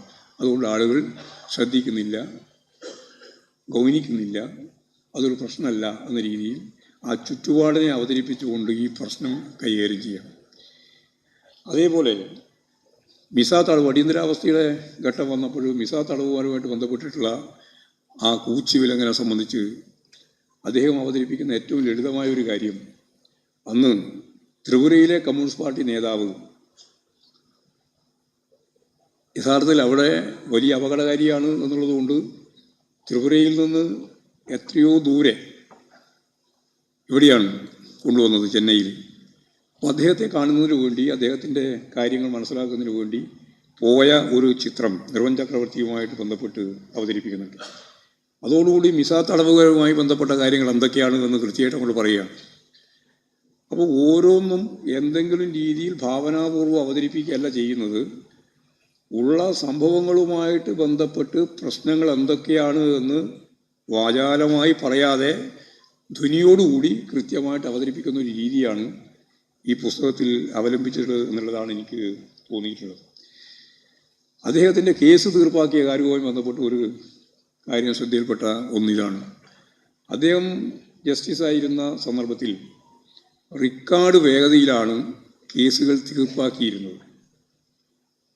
അദ്ദേഹത്തിൻ്റെ കേസ് തീർപ്പാക്കിയത് സംബന്ധിച്ച് പഠിക്കുന്ന ഗവേഷക പ്രവർത്തകരുണ്ട്. അവരിതിനെ ചാർട്ട് ചെയ്ത് കൃത്യമായിട്ട് രേഖപ്പെടുത്തിയപ്പോൾ അത് 96,000 കേസാണ് തീർപ്പാക്കിയത് എന്നാണ് പറയുന്നത്. ചരിത്രത്തിൽ അപൂർവമായിരിക്കും. 96,000 കേസ് തീർപ്പാക്കാനായി ഒരു ജസ്റ്റിസിന് എന്ന് പറഞ്ഞാൽ അത് അത്ഭുതകരമായ സംഭവം. വായിച്ചപ്പോൾ തന്നെ എനിക്ക് അത്ഭുതമായി. ഞാൻ എന്നിട്ട് വീണ്ടും അത് ഒന്നുകൂടി വായിച്ചു നോക്കി. അപ്പോൾ വേർതിരിച്ച് ഓരോന്നോരോന്നായിട്ട് കോളം അടിസ്ഥാനപ്പെടുത്തിയിട്ട് രേഖപ്പെടുത്തിയ ഇത് പഠിക്കുന്ന ഒരു ചരിത്ര വിദ്യാർത്ഥി കൃത്യമായിട്ട് അടയാളപ്പെടുത്തിയിട്ടുണ്ട്. ഈ 96,000 കേസിനെ സംബന്ധിച്ച്, അതിൻ്റെ പ്രത്യേകത സംബന്ധിച്ച്, ജഡ്ജ്മെൻറ്റിൻ്റെ പ്രത്യേകത സംബന്ധിച്ചെല്ലാം എന്ന് പറഞ്ഞാൽ ജഡ്ജ്മെൻറ്റിനെ പറ്റി ചരിത്രപരമായ പഠനം നടത്തുന്ന അതിന് വിധേയപ്പെട്ട ഏറ്റവും പ്രധാനപ്പെട്ട ജസ്റ്റിസുമാരിൽ ഒരാളായി ഈ ജസ്റ്റിസ് ചന്ദ്രു മാറുന്നു എന്നുള്ളതാണ് ഏറ്റവും പ്രധാനപ്പെട്ട ഒരു കാര്യം. ഞാൻ മറ്റു വിശദീകരണത്തിലേക്കൊന്നും കടക്കാനില്ല. ഏതായാലും ഇത് നന്നായിട്ട് പഠിക്കേണ്ടിയാണ്, വായിക്കേണ്ടിയാണ്. അതാണല്ലോ നമ്മളിപ്പോൾ ഈ പ്രസാധനം കൊണ്ട് ഉദ്ദേശിക്കുന്നത്. ചിന്താ പബ്ലിഷേഴ്സ് പ്രസിദ്ധീകരിക്കുന്ന ഈ അടുത്ത വന്ന ഏറ്റവും ശ്രദ്ധേയമായ ഒരു പുസ്തകമായിരിക്കും ഞാനെന്ന ജസ്റ്റിസ് എന്ന ഈ പുസ്തകം എന്ന കാര്യത്തിൽ എനിക്ക് യാതൊരു സംശയമില്ല. നന്നായിട്ട് ഒരു പ്രകാശനം കൂടി വെക്കേണ്ടതുണ്ടെന്നാണ് എൻ്റെ അഭിപ്രായം.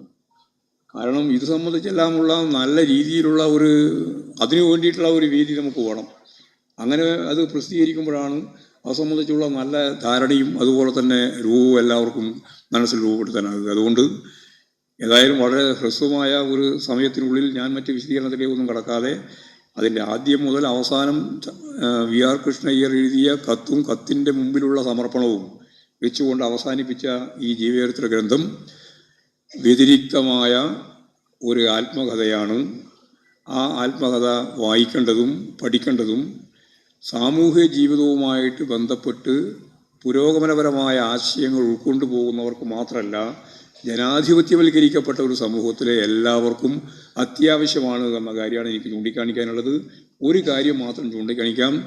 ഒരു നിയമവ്യവസ്ഥക്കകത്ത് നിന്നുകൊണ്ട് എങ്ങനെ താൻ ആഗ്രഹിക്കുന്ന നിസ്വാർത്ഥമായിട്ടുള്ള പ്രവർത്തനത്തിൻ്റെ ഭാഗമായി വളരെ വളരെ പിന്നിൽ നിൽക്കുന്ന അരികുവൽക്കരിക്കപ്പെട്ട മനുഷ്യന് വേണ്ടി നിയമത്തെ ഉപയോഗിക്കാം എന്ന് ഗവേഷണപരമായ രീതിയിൽ പ്രവർത്തനം നടത്തി ആ ചട്ടക്കൂടിൻ്റെ അകത്ത് തന്നെ മനുഷ്യത്വപരമായ നിലപാടുകൾ സ്വീകരിച്ച് വി.ആർ. കൃഷ്ണയ്യരെ ഉദ്ധരിച്ചുകൊണ്ട് തന്നെ അദ്ദേഹം നടത്തിയിട്ടുള്ള പ്രവർത്തനങ്ങൾ രാജ്യം മുഴുവൻ ശ്രദ്ധിക്കുന്ന ഒന്നായിട്ട് മാറിയിട്ടുണ്ട്.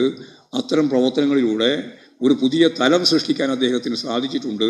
ജസ്റ്റിസ് ചന്ദ്രുവിൻ്റെ ഇത്തരം പ്രവർത്തനങ്ങളെ കൃത്യമായിട്ട്, അത് കേസുമായിട്ട് ബന്ധപ്പെട്ട് തന്നെയാണ് ആദ്യം മുതൽ അവസാനം എന്ന് പറഞ്ഞാൽ, അദ്ദേഹം LLB വിദ്യാർത്ഥിയായിട്ട് പോയപ്പോൾ അതിൻ്റെ അടുത്ത് തന്നെയുള്ള ഒരു കോടതിയുടെ മുമ്പിൽ എങ്ങനെയാണ് കേസ് നടത്തുന്നത് എന്ന് കാണാൻ വേണ്ടിയിട്ട് പോയ സന്ദർഭത്തിലാണ് അവിടെ കമ്മ്യൂണിസ്റ്റുകാരെയും നക്സലൈറ്റുകളെയും എല്ലാം വിചാരണ ചെയ്യുന്ന കോടതിയുടെ പ്രത്യേകതയും അതിൽ അത്ഭുതപ്പെട്ടു പോകുന്നൊരു ചെറിയ കുട്ടിയുടെ, അന്ന് പഠിച്ചുകൊണ്ടിരിക്കുന്ന കുട്ടിയുടെ ചിത്രവും അവതരിപ്പിച്ചത്.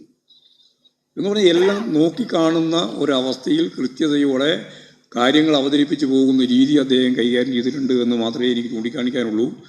ഒരുപാട് കാര്യങ്ങൾ സംബന്ധിച്ച് ചർച്ച ചെയ്യാനുള്ള ഒരു പുസ്തകം തന്നെയാണ് ഞാനെന്ന ജസ്റ്റിസ്. അത് നിങ്ങളെല്ലാം സമ്മതത്തോടു കൂടി ചിന്താ പബ്ലിഷേഴ്സാണത് പ്രസിദ്ധീകരിച്ചിട്ടുള്ളത്. ഇത് ഇവിടെ അതിൻ്റെ പ്രസിദ്ധീകരണം ഇവിടെ പറഞ്ഞതുപോലെ നിർവഹിച്ചതായി ഞാൻ അറിയിക്കുകയാണ്. ഇന്ത്യൻ ഫെഡറലിസവും ഗവർണറുടെ പദവിയും എന്ന വിഷയം സംബന്ധിച്ച് ഒരു വിശദമായ പ്രസംഗം നിങ്ങൾ ഭരണഘടനാപരമായിട്ടും നിയമപരമായിട്ടും ഒക്കെ കേട്ട് കഴിഞ്ഞിട്ടുണ്ട്. ഇനിയും വിദഗ്ധരായ രാഷ്ട്രീയ നേതാക്കൾ നിങ്ങളോട് സംസാരിക്കാനുണ്ട്. ഞാൻ കൂടുതലൊന്നും വിശദീകരിക്കാൻ ഉദ്ദേശിക്കുന്നില്ല. ഏതായാലും കേരളത്തിലെ ഗവർണറുമായിട്ട് ബന്ധപ്പെട്ട് ഒറ്റ വാക്കിലേ എനിക്ക് പറയാനുള്ളൂ. അദ്ദേഹം പരസ്യമായിട്ട് പറഞ്ഞ ഒരു കാര്യം, അത് ഞാൻ എത്രയോ വർഷം മുമ്പ് RSS ആണ് എന്നതാണ്.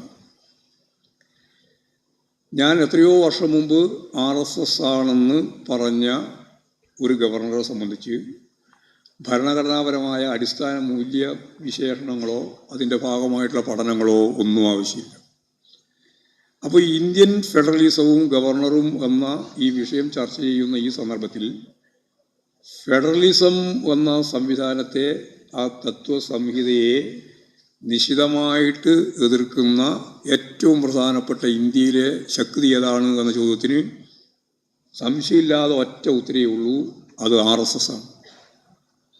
ഇന്ത്യൻ റിപ്പബ്ലിക്ക് ഇങ്ങനെയല്ല വേണ്ടത് എന്നും, ഇന്ത്യയുടെ കൊടി ഇങ്ങനെയല്ല വേണ്ടത് എന്നും, ഇന്ത്യയുടെ സ്റ്റേറ്റ് ഇങ്ങനെയല്ല ഉണ്ടാവേണ്ടത് എന്നും, ഇന്ത്യയുടെ അധികാര വികേന്ദ്രീകരണ രീതിയെ സംബന്ധിച്ച് ചൂണ്ടിക്കാണിച്ച്, ഈ ഫെഡറൽ സംവിധാനത്തെ ചൂണ്ടിക്കാണിച്ച് അതിങ്ങനെയല്ല വേണ്ടത് എന്നും രാജ്യത്ത് കർക്കശമായ നിലപാട് സ്വീകരിച്ച ഒറ്റ പ്രസ്ഥാനമേ ഉള്ളൂ, അത് RSS ആണ്. RSS ഇതിനൊക്കെ വ്യത്യസ്ത അഭിപ്രായമുണ്ട്. അതായത് ഒരു കേന്ദ്രീകൃത ഗവൺമെൻറ്റും അതിൻ്റെ ഒപ്പം നല്ലതുപോലെ വളർന്നു വരുന്നൊരു സംസ്ഥാനവും വേണം എന്നതിനോട് RSS അന്നും ഇന്നും യോജിക്കുന്നില്ല.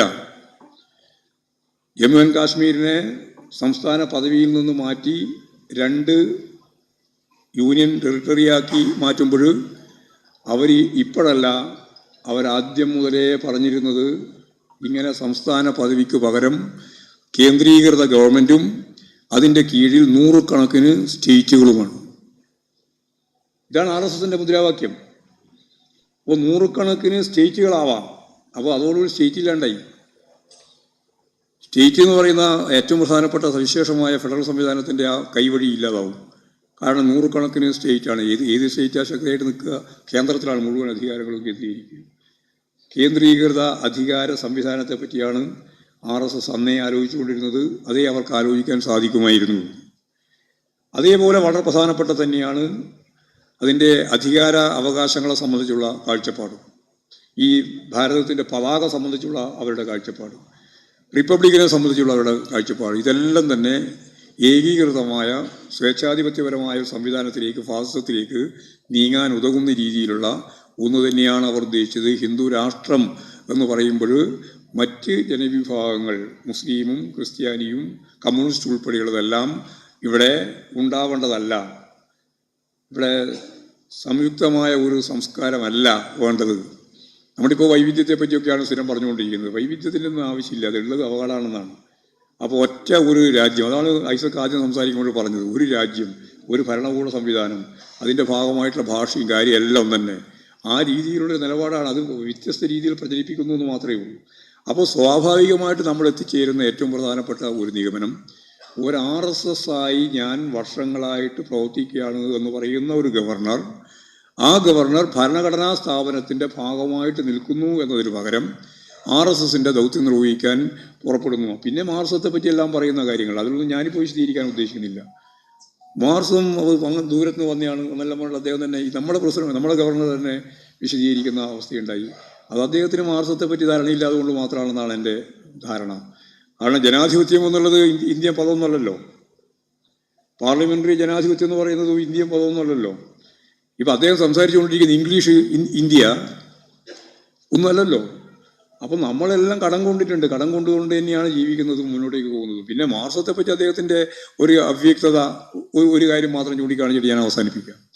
മാർസ് എന്ന് പറയുന്നത് മാർസും എംഗൽസും എഴുതിയിട്ടുള്ള പുസ്തകത്തിൻ്റെ താളുകൾ അധ്യായാടിസ്ഥാനപ്പെടുത്തിയിട്ടുള്ള ഒന്നാണ് എന്ന ഒരു തെറ്റിദ്ധാരണയും മാർക്സിസ്റ്റുകാർക്കോ ഇടതുപക്ഷക്കാർക്കോ ഇല്ല. മാർസം എല്ലാറ്റിൻ്റെയും മാറ്റത്തെ പറ്റിയാണ് അദ്ദേഹത്തിൻ്റെ ദർശനത്തിൻ്റെ കാതലായ ഒരു ഭാഗം. മാറാത്ത, മാറ്റമില്ലാത്ത ഒന്നും തന്നെ പ്രകൃതിയിലോ പ്രപഞ്ചത്തിലോ സമൂഹത്തിലോ ഇല്ല. അങ്ങനെ മാറ്റത്തിന് വിധേയമാവുന്ന ഈ നിമിഷം വരെ, ഞാനിവിടെ നിങ്ങളോട് നമ്മളിവിടെ സംസാരിച്ചു കൊണ്ടിരിക്കുന്ന ഈ നിമിഷം വരെ ലോകത്താകെ ആർജിച്ച സർവതല സ്പർശിയായ മേഖലയിലുള്ള എല്ലാ കണ്ടെത്തലുകളെയും സയൻസിനെയും ചരിത്രത്തെയും നിയമത്തെയും എല്ലാം, അതുകൊണ്ട് ഞാൻ പറഞ്ഞത് സർവസ്വവും എങ്ങനെയാണോ മാറിയിട്ടുള്ളത് മാറി ഇന്ന് എത്തിച്ചേർന്നിരിക്കുന്നതിൻ്റെ ഏറ്റവും അടിസ്ഥാനപരമായിട്ടുള്ള എല്ലാ പുതിയ പുതിയ കണ്ടെത്തലുകളെയും പൂർണ്ണമായിട്ട് ഉൾക്കൊള്ളാൻ കഴിയുന്ന, അത് പൂർണ്ണമായിട്ടും ഉൾച്ചേർത്ത് വളരുന്ന ഒന്നാണ് മാർസം. അതല്ലാതെ മാർസും എംഗൽസും എഴുതിയിട്ടുള്ള അന്നത്തെ ഖണ്ഡിക അനുസരിച്ചാണ് മാർസം എന്നാണ് പലരും ധരിച്ചു വെച്ചിട്ടുള്ളത്. അതുകൊണ്ടാണ് നമ്മുടെ ഗവർണർക്ക് ഈ അബദ്ധം പറ്റിയത്. അത് വളർന്നുകൊണ്ടിരിക്കുന്ന ഒരു ശാസ്ത്രമാണ്. ആ ശാസ്ത്രത്തിൻ്റെ ഭാഗമായിട്ടാണ് പ്രവർത്തിക്കുന്നത്. അതുകൊണ്ട് ഞാനതിൻ്റെ വിശദീകരണത്തിലേക്കൊന്നും കടക്കാൻ ഇപ്പോൾ ഉദ്ദേശിക്കുന്നില്ല. അപ്പോൾ ഇതൊക്കെ കടം കൊണ്ട മറ്റെവിടെയോ ഉള്ള യൂറോപ്പിലൊക്കെ ഉണ്ടായിരുന്ന ഒന്നാണ് എന്ന് പറഞ്ഞു കഴിഞ്ഞാൽ ഞാൻ ഈ പറഞ്ഞ ദർശനത്തെ അടിസ്ഥാനപ്പെടുത്തിയുള്ള കാഴ്ചപ്പാട് ഉണ്ടാവില്ല എന്നുള്ളത് കൊണ്ടാണ് ഞാൻ ഇത്രയും ഊന്നി ഈ കാര്യം വിശദീകരിച്ചത്. അപ്പോൾ മാറ്റം വിധേയമാകുകയാണ്. അത് നമ്മളെല്ലാം നവീകരിച്ചുകൊണ്ടിരിക്കുകയാണ്. ആ നവീകരണ പ്രക്രിയയിൽ നിന്ന് ലഭിക്കുന്ന ഓരോന്നിനെയും ഉൾച്ചേർത്തുകൊണ്ടാണ് മാർക്സും വികസിച്ചുകൊണ്ടിരിക്കുന്നത്. അങ്ങനെ വികസിച്ചുകൊണ്ടിരിക്കുന്ന ഒരു ദർശനത്തെ അതിൻ്റെ അർത്ഥത്തിൽ മനസ്സിലാക്കാതെ അദ്ദേഹം, അതുകൊണ്ടാണ് ഞാൻ തന്നെ ഇതിന് മുമ്പ് ഒരു പ്രാവശ്യം പറഞ്ഞിട്ടുണ്ട്, RSSൻ്റെ ശാഖയിൽ പോകുന്ന കുട്ടികളെ പോലെ പെരുമാറരുത് എന്ന് പറഞ്ഞത് ഇതുകൊണ്ടാണ്. ഞാൻ മറ്റ് വിശദീകരണത്തിലൊന്നും കടക്കാൻ ഉദ്ദേശിക്കുന്നില്ല. ഏതായാലും ഇന്ത്യൻ ഫെഡറലിസത്തിൻ്റെ അന്ത്യം കുറിക്കുകയും ഒരു ഹിന്ദു രാഷ്ട്ര സങ്കല്പത്തിലേക്ക് രാജ്യത്തെ നയിക്കുകയും അതിൻ്റെ 100ാം വാർഷികം, RSSൻ്റെ 100ാം വാർഷികം വരാൻ പോകുന്നത് 2025 ആണ്. നിങ്ങൾക്ക് എല്ലാവർക്കും അറിയാം. ആ തലത്തിലേക്കുള്ള നീക്കം നയിക്കുകയും ചെയ്യുന്നതിന് വേണ്ടിയുള്ള പ്രവർത്തനത്തെ യഥാർത്ഥത്തിൽ ശക്തമത്തായ ജനാധിപത്യ അടിത്തറയിൽ നിന്നുകൊണ്ട് എതിർക്കാൻ കമ്മ്യൂണിസ്റ്റുകാർക്ക് മാത്രമല്ല, ഇടതുപക്ഷക്കാർക്ക് മാത്രമല്ല, ഈ രാജ്യം നിലനിന്ന് കാണണം എന്നാഗ്രഹിക്കുന്ന മുഴുവൻ ആളുകളുടെയും ഏറ്റവും പ്രധാനപ്പെട്ട ഒരു ഉദ്ദേശമായിട്ട് മാറേണ്ടതായിട്ടുണ്ട് എന്നാണ് എനിക്ക് സംബന്ധിച്ച് ചൂണ്ടിക്കാണിക്കാനുള്ളത്. ഇന്ത്യൻ ഫെഡറലിസവും ഗവർണറുടെ ഇന്നത്തെ ഈ ഒരു പദവിയെ സംബന്ധിച്ച് ഞങ്ങൾക്കിതിനെ സംബന്ധിച്ച് വ്യക്തമായ ധാരണയുണ്ട്. CPIMൻ്റെ പാർട്ടി പരിപാടി, അതാണ് ഞങ്ങളുടെ അടിസ്ഥാനപരമായ ഗ്രന്ഥം. അതിൽ ഏറ്റവും പ്രധാനപ്പെട്ട ഒരു ഭാഗമുണ്ട്. ആ ഭാഗം ജനകീയ ജനാധിപത്യ ഗവൺമെൻറ് എന്നാണ് അതിൻ്റെ തലക്കെട്ട്. ആ ജനകീയ ജനാധിപത്യ ഗവൺമെൻറ് എന്തായിരിക്കണം എന്നതിനെ സംബന്ധിച്ച് കമ്മ്യൂണിസ്റ്റ് പാർട്ടി ഓഫ് ഇന്ത്യ മാർക്സിസ്റ്റിൻ്റെ ഏറ്റവും പ്രധാനപ്പെട്ട കാഴ്ചപ്പാട് ഗവർണർ വേണ്ട എന്നാണ്.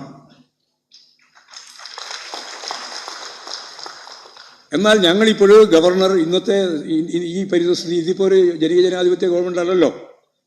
ഒരു തരത്തിലേക്കുള്ള വളർച്ചയിൽ നിന്ന് ഉയർച്ചയിലേക്ക് നീങ്ങുമ്പോൾ ഒരു ഗവർണറും ഈ ഇന്ത്യക്കോ അല്ലെങ്കിൽ കേരളത്തിനോ ആവശ്യമില്ല. ആ നിലപാടാണ് ഞങ്ങൾ അടിസ്ഥാനപരമായിട്ട് എടുത്തിട്ടുള്ളത്. അത് ഇപ്പൊന്നല്ല, 1964 മുതലുള്ള പാർട്ടി പരിപാടിയിലെ ഏറ്റവും പ്രധാനപ്പെട്ട ഖണ്ഡികയാണ് ഈ ഖണ്ഡിക. അപ്പോൾ സ്വാഭാവികമായിട്ട് ഞങ്ങളുടെ അഭിപ്രായം അതിനൊരുപാട് കാരണങ്ങളും കാര്യങ്ങളൊക്കെ ഉണ്ട്. പക്ഷേ ഇന്നത്തെ ഇന്ത്യൻ പരിസ്ഥിതി എന്ന് പറയുന്നത് ഒരു ജനകീയ ജനാധിപത്യ ഗവൺമെൻറ് അല്ല. ഇന്നത്തെ ഈ ഗവൺമെൻറ്റിൻ്റെ ഭാഗമായിട്ട് പ്രസിഡന്റ് ഉണ്ട്, അതുപോലെ തന്നെ ഗവർണറുണ്ട്. ആ ഗവർണറെ സംബന്ധിച്ചിടത്തോളം ഗവർണർക്ക് നിയമപരമായ ഭരണഘടനാപരമായ അധികാരാവകാശങ്ങളുണ്ട്. ആ ഭരണഘടനാപരമായ അധികാരാവകാശങ്ങൾ ഫലപ്രദമായിട്ട് കൈകാര്യം ചെയ്യുന്നതിന് പകരം അതിൻ്റെ മേലെ RSSൻ്റെ വളരെ ഫലപ്രദമായ നിലപാടുകൾ മാത്രമേ ഞാൻ സ്വീകരിക്കൂ എന്ന നിലപാട് സ്വീകരിച്ചു പോകുന്നത് നിയമപരമല്ല, ഭരണഘടനാപരവുമല്ല. അപ്പോൾ ഭരണഘടനാപരമല്ലാത്ത നിയമപരമല്ലാത്ത നിലപാടുകളെ ഫലപ്രദമായിട്ട് എതിർത്തുകൊണ്ട് തന്നെ തിരഞ്ഞെടുക്കപ്പെട്ട ഗവൺമെൻറ് എന്ന് പറഞ്ഞാൽ വെറുതെ വന്നൊരു ഗവൺമെൻറ് എന്നല്ല, ഭരണഘടനാപരമായിട്ട് വന്നതാണ്, നിയമപരമായിട്ട് നിലനിൽക്കുന്നതാണ്. ആ നിലനിൽക്കുന്ന ഗവൺമെൻറ്റിനെ പ്രയാസപ്പെടുത്തത്തക്ക രീതിയിലുള്ള നിലപാടുകൾ സ്വീകരിച്ചുകൊണ്ട് കേന്ദ്ര ഗവൺമെൻറ്റിൻ്റെയും കേന്ദ്ര ഗവൺമെൻറ്റിന് നേതൃത്വം കൊടുക്കുന്ന രാഷ്ട്രീയ പ്രസ്ഥാനത്തിൻ്റെയും അതിൻ്റെ ന്യൂക്ലിയസായി പ്രവർത്തിക്കുന്ന RSSൻ്റെയും ചട്ടുകമായി പ്രവർത്തിക്കാൻ ഗവർണർ മുമ്പോട്ടേക്ക് വരുന്നത് ഭരണഘടനാ വിരുദ്ധമാണെന്നും നിയമവിരുദ്ധമാണെന്നും അദ്ദേഹം എടുത്തുകൊണ്ടിരിക്കുന്ന സമീപനങ്ങൾ അതുകൊണ്ട് തന്നെ തെറ്റാണെന്നുമാണ് എനിക്ക് ഈ സംബന്ധിച്ച് ചൂണ്ടിക്കാണിക്കാനുള്ളത്. മറ്റ് വിശദീകരണത്തിലേക്കൊന്നും കടക്കാതെ നിങ്ങളെല്ലാം അഭിവാദ്യം ചെയ്തുകൊണ്ട് ഞാൻ എൻ്റെ വാക്കുകൾ ഉപസംഹരിക്കുക. ശ്രീ PC ചാക്കോ.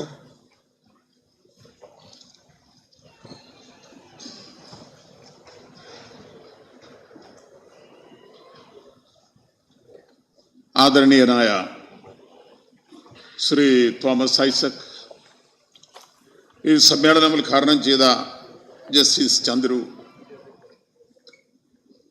ബഹുമാന്യനായ CPIMൻ്റെ general secretary Shri Govindan master, ഈ വേദിയിലുള്ള ജനനേതാക്കന്മാരെ, പ്രിയമുള്ള സഹോദരന്മാരെ, ഇന്ന് ഈ കാലഘട്ടം ആവശ്യപ്പെടുന്ന ഏറ്റവും സുപ്രധാനമായ ഒരു ചർച്ചയ്ക്ക് വേണ്ടിയാണ് ഇന്നിവിടെ സമ്മേളിച്ചിരിക്കുന്നത്. ഈ സമ്മേളനത്തിലേക്ക് എന്നെ ക്ഷണിച്ചതിന് AKG പഠന ഗവേഷണ കേന്ദ്രത്തോടും ഇന്ത്യൻ ലോയേഴ്സ് യൂണിയനോടും അതിൻ്റെ ഭാരവാഹികളോടും ഞാൻ പ്രത്യേകം നന്ദി പറയുന്നു. ഈ ചർച്ചയെക്കുറിച്ച് എന്തെങ്കിലും പറയുന്നതിന് മുൻപ് ഒരു വലിയ ബഹുമതി ഇന്ന് എനിക്ക് ലഭിക്കുകയുണ്ടായി. അതേക്കുറിച്ചൊരു വാക്ക് എനിക്ക് പറയണം. അത് ജസ്റ്റിസ് ചന്ദ്രു അദ്ദേഹത്തിൻ്റെ ആത്മകഥ ശ്രീ ഗോവിന്ദൻ മാസ്റ്റർ പ്രസിദ്ധീകരിച്ചപ്പോൾ അത് ഏറ്റുവാങ്ങാൻ കഴിഞ്ഞു എന്നതാണ്. ജസ്റ്റിസ് ചന്ദ്രുവിൻ്റെ ആത്മകഥയിൽ ഗോവിന്ദൻ മാസ്റ്റർ ഇവിടെ ഹ്രസ്വമായിട്ടാണെങ്കിലും വളരെ പ്രധാനപ്പെട്ട ചില കാര്യങ്ങൾ പറഞ്ഞു. ഞാൻ എൻ്റെ ആദ്യത്തെ താളൊന്ന് മറിച്ച് നോക്കിയപ്പോൾ കണ്ടത് 6.25 വർഷം മദ്രാസ് ഹൈക്കോടതിയിലെ ഒരു ജഡ്ജായിരുന്നപ്പോൾ ഗോവിന്ദൻ മാസ്റ്റർ ഇവിടെ പറഞ്ഞ 96,000 കേസുകൾക്ക് തീർപ്പാക്കി എന്ന ആ ഒരു പാരഗ്രാഫാണ് എൻ്റെ ശ്രദ്ധയിൽപ്പെട്ടത്. ഞാൻ ഡൽഹിയിലെ ഒരു കേരളീയനായ സുപ്രീം കോടതി ജഡ്ജിയുടെ യാത്രയയപ്പ് യോഗത്തിൽ ഒരിക്കൽ പങ്കെടുത്തിരുന്നു. അദ്ദേഹത്തിൻ്റെ പേരെനിക്ക് പറയാൻ നിവൃത്തിയില്ല. പക്ഷേ അത് കഴിഞ്ഞ് ആ സദസ്സിൽ നിന്ന് അദ്ദേഹത്തിൻ്റെ ചില സുഹൃത്തുക്കൾ എന്നോട് പറഞ്ഞത്, അദ്ദേഹം പൂർണ്ണമായി കേട്ടുകഴിഞ്ഞ എല്ലാ ഹിയറിങ്ങും പൂർത്തിയായ 100 കണക്കിന് കേസുകളുടെ ജഡ്ജ്മെന്റ് എഴുതാതെയാണ് അദ്ദേഹം പോകുന്നത് എന്നാണ്. Your Honor, in fact, I don't know whether you can follow what I am saying. A Supreme Court judge on this sea of ceremony, I was told by somebody that after complete hearing of the cases, hundreds of cases, judgments were not written by a Supreme Court judge. In less than 7 years' time, you could write the judgment of 96,000 cases. ഇന്ന് ഇന്ത്യയിലെ കോടതികളിൽ കെട്ടിക്കിടക്കുന്ന കേസുകളാണ് justice delayed is justice delayed എന്നാണ് നാമൊക്കെ വിശ്വസിക്കുന്നത്. ഒരു കാലത്തും തീരാത്ത വണ്ണം ഇന്ത്യൻ ജുഡീഷ്യറിയുടെ, ഇന്ത്യയിലെ നീതിന്യായ വ്യവസ്ഥയിൽ എന്തുമാത്രം വലിപ്പം മാറ്റങ്ങൾ ഉണ്ടായിരുന്നാലും തീരാത്ത അത്ര കേസുകൾ കെട്ടിക്കിടക്കുക. ഒരു പക്ഷേ അദ്ദേഹത്തെ എത്ര പ്രശംസിച്ചാലും അധികമാകാത്ത ഒരു ട്രാക്ക് റെക്കോർഡാണ് ജസ്റ്റിസ് ചന്ദ്രുവിൻ്റെത് എന്നത് എന്നെ അത്ഭുതപ്പെടുത്തിയ ഒരു കാര്യമാണ്. അദ്ദേഹത്തിൻ്റെ പുസ്തകം ഏറ്റുവാങ്ങാൻ കഴിഞ്ഞത് ഒരു ബഹുമതിയായി ഞാൻ കരുതുന്നു. ഇവിടെ നാം ചർച്ച ചെയ്യുന്നത് ഇന്ത്യൻ ഫെഡറലിസവും ഗവർണറുടെ അധികാരങ്ങളും എന്ന വിഷയമാണ്. ഇത് ചർച്ച ചെയ്യാൻ നമ്മെ പ്രേരിപ്പിച്ച സാഹചര്യങ്ങളെക്കുറിച്ച് ഇവിടെ സൂചിപ്പിക്കുകയുണ്ടായി. അതിവിദഗ്ധമായ ഓർമ്മകളിൽ നിന്ന് ഇങ്ങനെ ഇതളുകൾ വിരിയുന്നത് പോലെ ജസ്റ്റിസ് ചന്ദ്രു ഇവിടെ അവതരിപ്പിച്ച ഇന്ത്യയിലെ ഗവർണർമാരുടെ കടും കൈകളെക്കുറിച്ച്, ഇന്ത്യയിലെ ഗവർണർമാർ നടത്തിയിട്ടുള്ള ഭരണഘടനാ ലംഘനങ്ങളെക്കുറിച്ച് അദ്ദേഹം ഇവിടെ പ്രതിപാദിച്ചത് അത്ഭുതത്തോടുകൂടി, ആദരവോടുകൂടിയാണ് നമ്മൾ കേട്ടിരുന്നത്. ഇവിടെ ഇന്ന് കേരളം നേരിടുന്ന ഒരു ഗവർണറുടെ ഭരണഘടന വ്യാഖ്യാനിക്കുന്നതിൽ, മനസ്സിലാക്കുന്നതിൽ അദ്ദേഹത്തിന് സംഭവിച്ചു പോയ അപാകതകളുടെ പേരിൽ ഈ സംസ്ഥാനം അനുഭവിക്കുന്ന ദുരിതങ്ങൾ നമ്മൾ നേരിട്ടുകൊണ്ടിരിക്കുകയാണ്. നമ്മുടെ മുൻപിലുള്ള ഏറ്റവും വലിയ പ്രശ്നം എന്താണ്? ഇന്ത്യയുടെ ഭരണഘടന അത് നിലനിൽക്കണം. ഇന്ത്യൻ ഭരണഘടന എന്ന് പറയുന്നതാണ് ഇന്ത്യയുടെ നിലനിൽപ്പിന്റെ അടിസ്ഥാനം. ഇന്ത്യ ഒരു മതേതര ജനാധിപത്യ രാഷ്ട്രമായി നിലനിർത്തുന്നത് ഇന്ത്യയുടെ ഭരണഘടനയാണ്. ആ ഭരണഘടന നിലനിൽക്കുമോ എന്ന ഒരു ചോദ്യം 13-12 മാസം കഴിഞ്ഞാൽ ഇന്ത്യയിൽ വീണ്ടും ഒരിക്കൽ കൂടി ഒരു തെരഞ്ഞെടുപ്പാണ്. 2024 ഇന്ത്യയിലെ ഒരു തെരഞ്ഞെടുപ്പിന്റെ വർഷമാണ്. ഇവിടെ നേരത്തെ ഗോവിന്ദൻ മാസ്റ്റർ സൂചിപ്പിച്ചതുപോലെ ഇവിടെ ഒരു മതേതര ജനാധിപത്യ ഗവൺമെന്റ് അല്ല ഉണ്ടാവേണ്ടത്, ഇന്ത്യ ഒരു മതേതര രാഷ്ട്രം അല്ല ആവേണ്ടത് എന്ന് ഉറച്ച് വിശ്വസിക്കുന്നവരുടെ ഭരണത്തിന്റെ കീഴിലാണ് ഇന്ന് ഈ രാജ്യം. അതുകൊണ്ട് 24 നിർണായകമായ ഒരവസരമാണ്. വീണ്ടും ഒരിക്കൽ കൂടെ നമ്മുടെ ഭരണഘടന മാറ്റാൻ കഴിയുന്ന ഒരു ഭൂരിപക്ഷത്തോടുകൂടി ഒരു ഗവൺമെന്റ് അല്ലെങ്കിൽ ഇന്നത്തെ ഗവൺമെന്റ് അധികാരത്തിൽ വന്നാൽ ഉണ്ടാകുന്ന അപകടങ്ങളെക്കുറിച്ച് വളരെ വ്യക്തമായ ബോധ്യമുള്ളവരാണ് നാം ഒക്കെ. ഇന്ത്യയുടെ ഭരണഘടനാ ശില്പികൾ ഭരണഘടന എഴുതിയതിനെക്കുറിച്ച് ഒക്കെ ഭരണഘടനയെക്കുറിച്ച് തന്നെ ഒരുപാട് വിവാദങ്ങളൊക്കെ ഉണ്ട്. ഈ അടുത്ത കാലത്ത് ഭരണഘടനയെക്കുറിച്ച് വളരെ തെറ്റായ ഒരു പരാമർശം ഉണ്ടായപ്പോൾ എൻ്റെ വളരെ അടുത്ത ഒരു സുഹൃത്തിൻ്റെ ആണ് ഒരു നാവ് പിഴ പോലെ ഒരു പരാമർശനം ഉണ്ടായപ്പോൾ അതിൽ വളരെ ദുഃഖിച്ച ഒരാളാണ് ഞാനെന്ന് മാത്രമല്ല ഒരുപാട് ആളുകൾ. കാരണം കോൺഗ്രസ്സുകാർ എഴുതിയതല്ല ഇന്ത്യയുടെ ഭരണഘടന. ഇന്ത്യയുടെ ഭരണഘടന എഴുതിയ ഭരണഘടനാ ശില്പി എന്ന് നമ്മൾ അവകാശപ്പെടുന്ന അംബേദ്കർ കോൺഗ്രസ്സുകാരനായിരുന്നില്ല. പണ്ഡിറ്റ് ജവഹർലാൽ നെഹ്റുവിനോടോ അല്ലെങ്കിൽ ആ കോൺസ്റ്റിറ്റ്യൂവന്റ് അസംബ്ലിയിൽ ഉണ്ടായിരുന്ന കോൺഗ്രസ് നേതാക്കളോടോ മാത്രമല്ല, മഹാത്മജിയോട് പോലും അതിശക്തമായി വിയോജിച്ചിട്ടുള്ള ഒരാളായിരുന്നു ശ്രീ അംബേദ്കർ എന്ന് നമുക്കറിയാം. അദ്ദേഹമാണ് ഭരണഘടനാ ശില്പിയായി ഈ ഭരണഘടന ഡ്രാഫ്റ്റ് ചെയ്തതിൻ്റെ മുഖ്യ ആൾ ശ്രീ അംബേദ്കറാണ്. അതുപോലെ ഒരുപാട് ആളുകൾ വലതുപക്ഷത്തു നിന്നും ഇടതുപക്ഷത്തു നിന്നും ഒക്കെയുള്ള ഒരുപാട് ബുദ്ധിജീവികളായ ആളുകൾ ഈ ഭരണഘടന എഴുതുന്നതിന് തീരുമാനമെടുത്തവരാണ്. ഇന്ത്യയുടെ ഒരു സുഹൃതം പോലെ, ഒരു ഭാഗ്യം പോലെ നമുക്കുണ്ടായ ഈ ഭരണഘടന എന്ന് പറയുന്നത് ലോകത്തിലെ ഏറ്റവും വലിയ ലിഖിത ഭരണഘടനയാണ്. എന്ന് മാത്രമല്ല, ആ ഭരണഘടന ലോകത്തിലെ ഏറ്റവും അധികം ഒരു മതേതര ജനാധിപത്യ രാഷ്ട്രം എന്നുള്ള നിലയ്ക്ക് ഇന്ത്യക്ക് നിലനിൽക്കാൻ, വ്യക്തികളുടെ സ്വാതന്ത്ര്യം ഏറ്റവും കൂടുതൽ നിലനിർത്താൻ, മൗലിക അവകാശങ്ങൾ ഏറ്റവും കൂടുതൽ നിലനിർത്താൻ ഉപയുക്തമായ ഒരു ഭരണഘടനയാണ് ഇന്ത്യക്ക് ഉള്ളത് എന്നതാണ് നമ്മുടെ ഏറ്റവും വലിയ സൗഭാഗ്യം. ആ ഭരണഘടന ഒരു പക്ഷേ ഇവിടെ ഗോവിന്ദ മാസ്റ്റർ പറഞ്ഞതുപോലെ ഒരു ജനകീയ ജനാധിപത്യ സംവിധാനത്തിന് പൂർണ്ണമായി അംഗീകരിക്കാൻ കഴിയുന്നതാവില്ല. പക്ഷേ ഇന്ത്യ എന്ന് പറയുന്ന രാജ്യം കടന്നു വന്ന ഒരു കാലഘട്ടമുണ്ട്.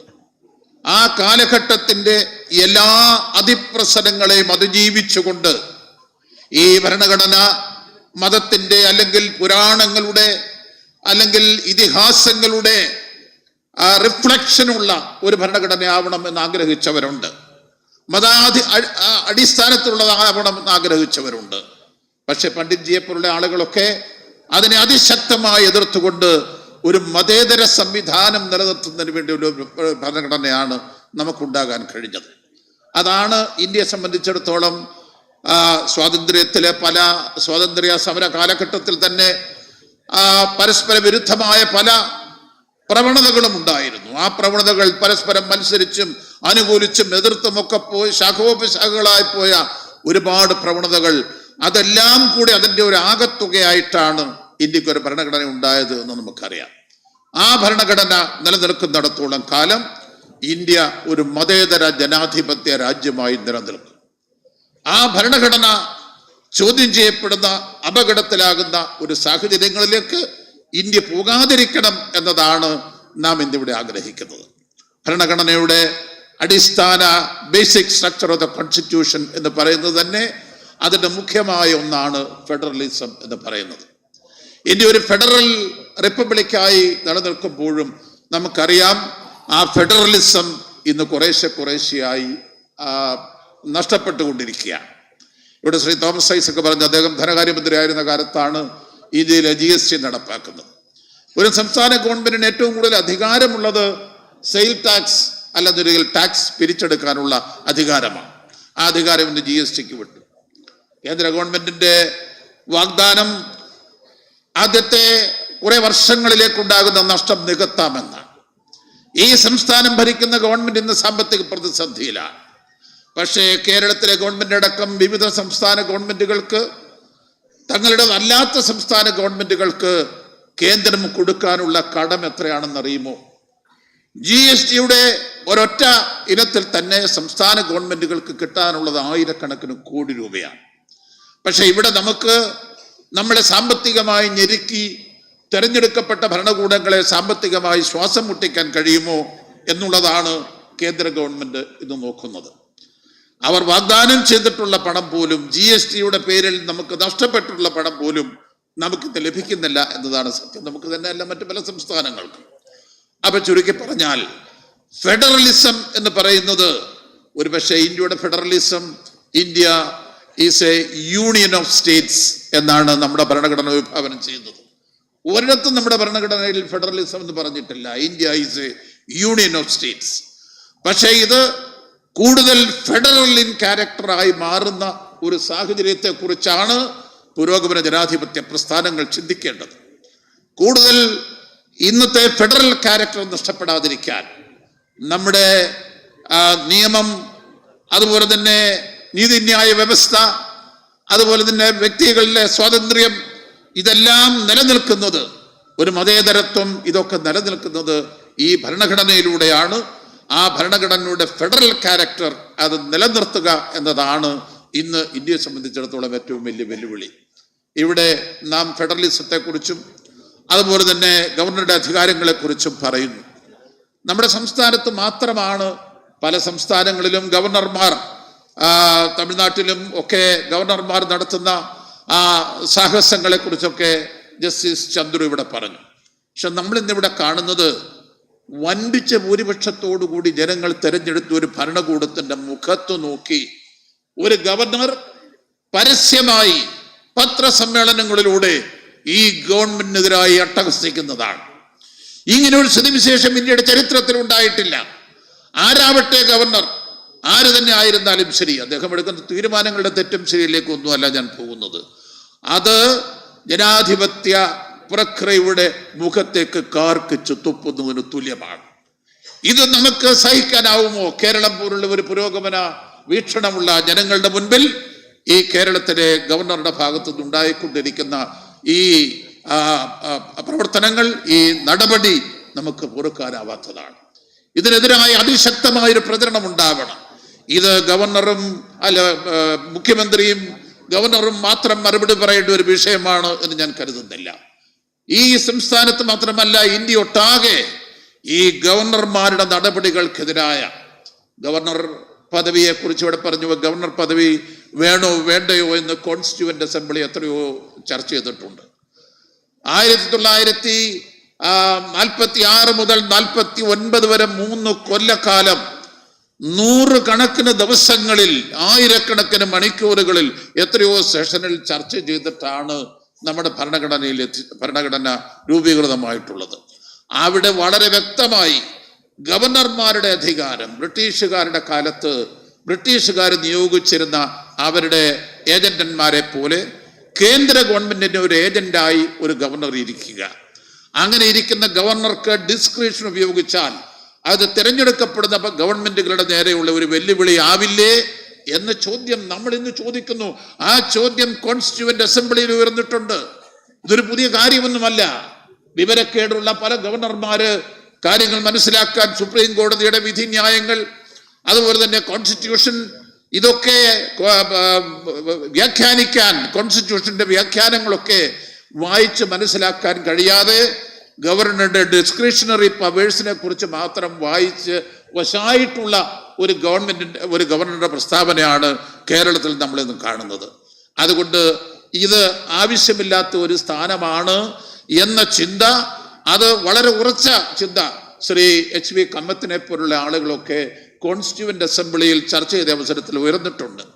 അന്ന് ശ്രീ അംബേദ്കർ പറഞ്ഞിട്ടുള്ള മറുപടി എന്ന് പറയുന്നത്, ഇതൊരു ആലങ്കാരികമായ സ്ഥാനമല്ലേ, അതുകൊണ്ട് അതിനെക്കുറിച്ച് ഗൗരവപൂർവ്വം ചർച്ച ചെയ്യേണ്ട കാര്യമില്ലെന്നാണ്. ഇത് അദ്ദേഹം വായിച്ചിട്ടുണ്ടോ എന്നറിയില്ല. ഒരു മുഖ്യമന്ത്രിയെ വെല്ലുവിളിക്കാൻ, ഒരു ഭൂരിപക്ഷ ഗവൺമെന്റിനെ വെല്ലുവിളിക്കാൻ യാതൊരു അധികാരവും ഒരു ഗവർണർക്കില്ല.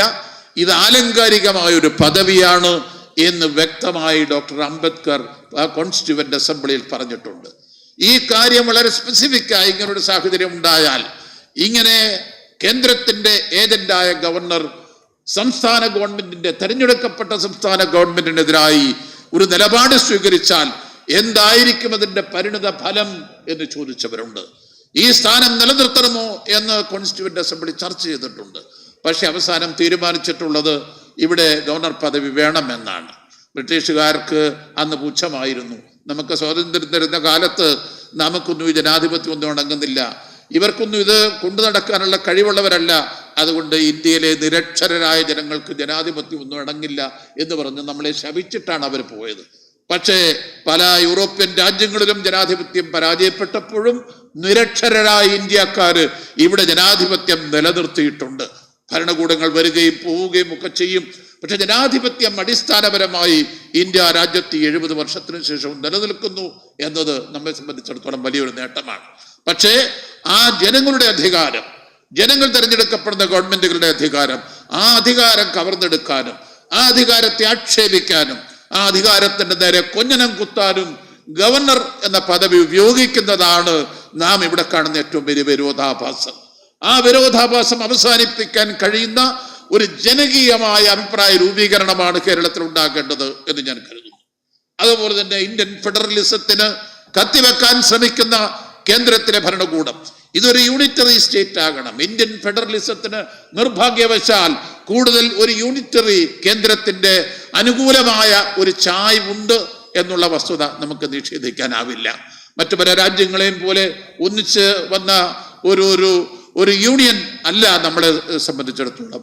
നമ്മുടെ ഫെഡറൽ ക്യാരക്ടറിനകത്ത് തന്നെ കേന്ദ്രത്തിന് കൂടുതൽ മുൻതൂക്കമുള്ള ഒരു ഫെഡറലിസമാണ് ഇന്ത്യയിൽ നിലനിൽക്കുന്നത് എന്ന് നമുക്കറിയാം. ഇന്ത്യയിലെ ഓരോ ഇഞ്ച് ഭൂമിയിലും 2 ഗവൺമെന്റുകളുണ്ട്. 2 ഗവൺമെന്റുകൾക്കും ലെജിസ്ലേറ്റീവ് പവേഴ്സ് ഉണ്ട്. 2 ഗവൺമെന്റുകളെയും ജനങ്ങൾ തിരഞ്ഞെടുക്കുന്നതാണ്. എന്നിരുന്നാൽ പോലും കൂടുതൽ കേന്ദ്ര ഗവൺമെന്റിന് അധികാരങ്ങളെ മുൻതൂക്കമുള്ള ഒരു സാഹചര്യം ഇവിടെ നിലനിൽക്കുന്നു.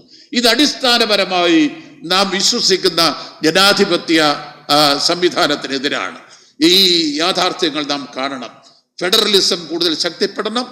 അതുപോലെ തന്നെ അധികാരമില്ലാത്തവർ അധികാരം പ്രയോഗിക്കുമ്പോൾ അതിനെതിരായ ജനകീയ അഭിപ്രായ രൂപീകരണം ഉണ്ടാകണം.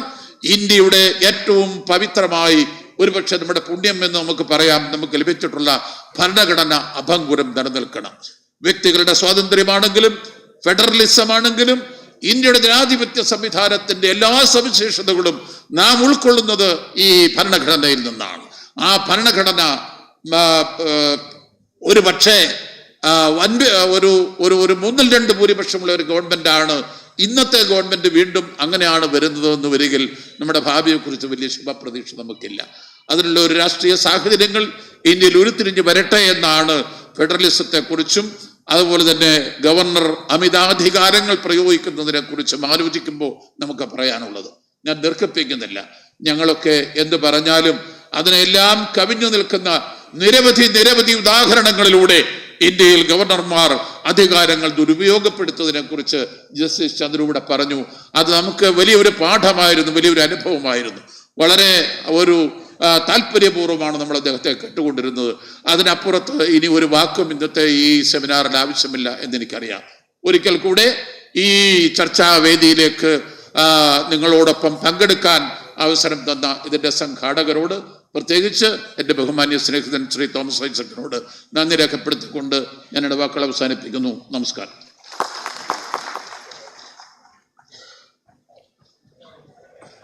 അടുത്തതായി പ്രൊഫസർ ലോപ്പസ് മാത്യു.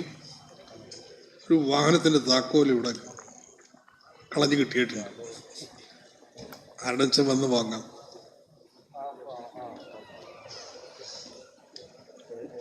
ഈ സെമിനാറിൻ്റെ അധ്യക്ഷൻ ബഹുമാനായ Thomas Isaac, honourable justice K Chandru, വേദിയിലുള്ള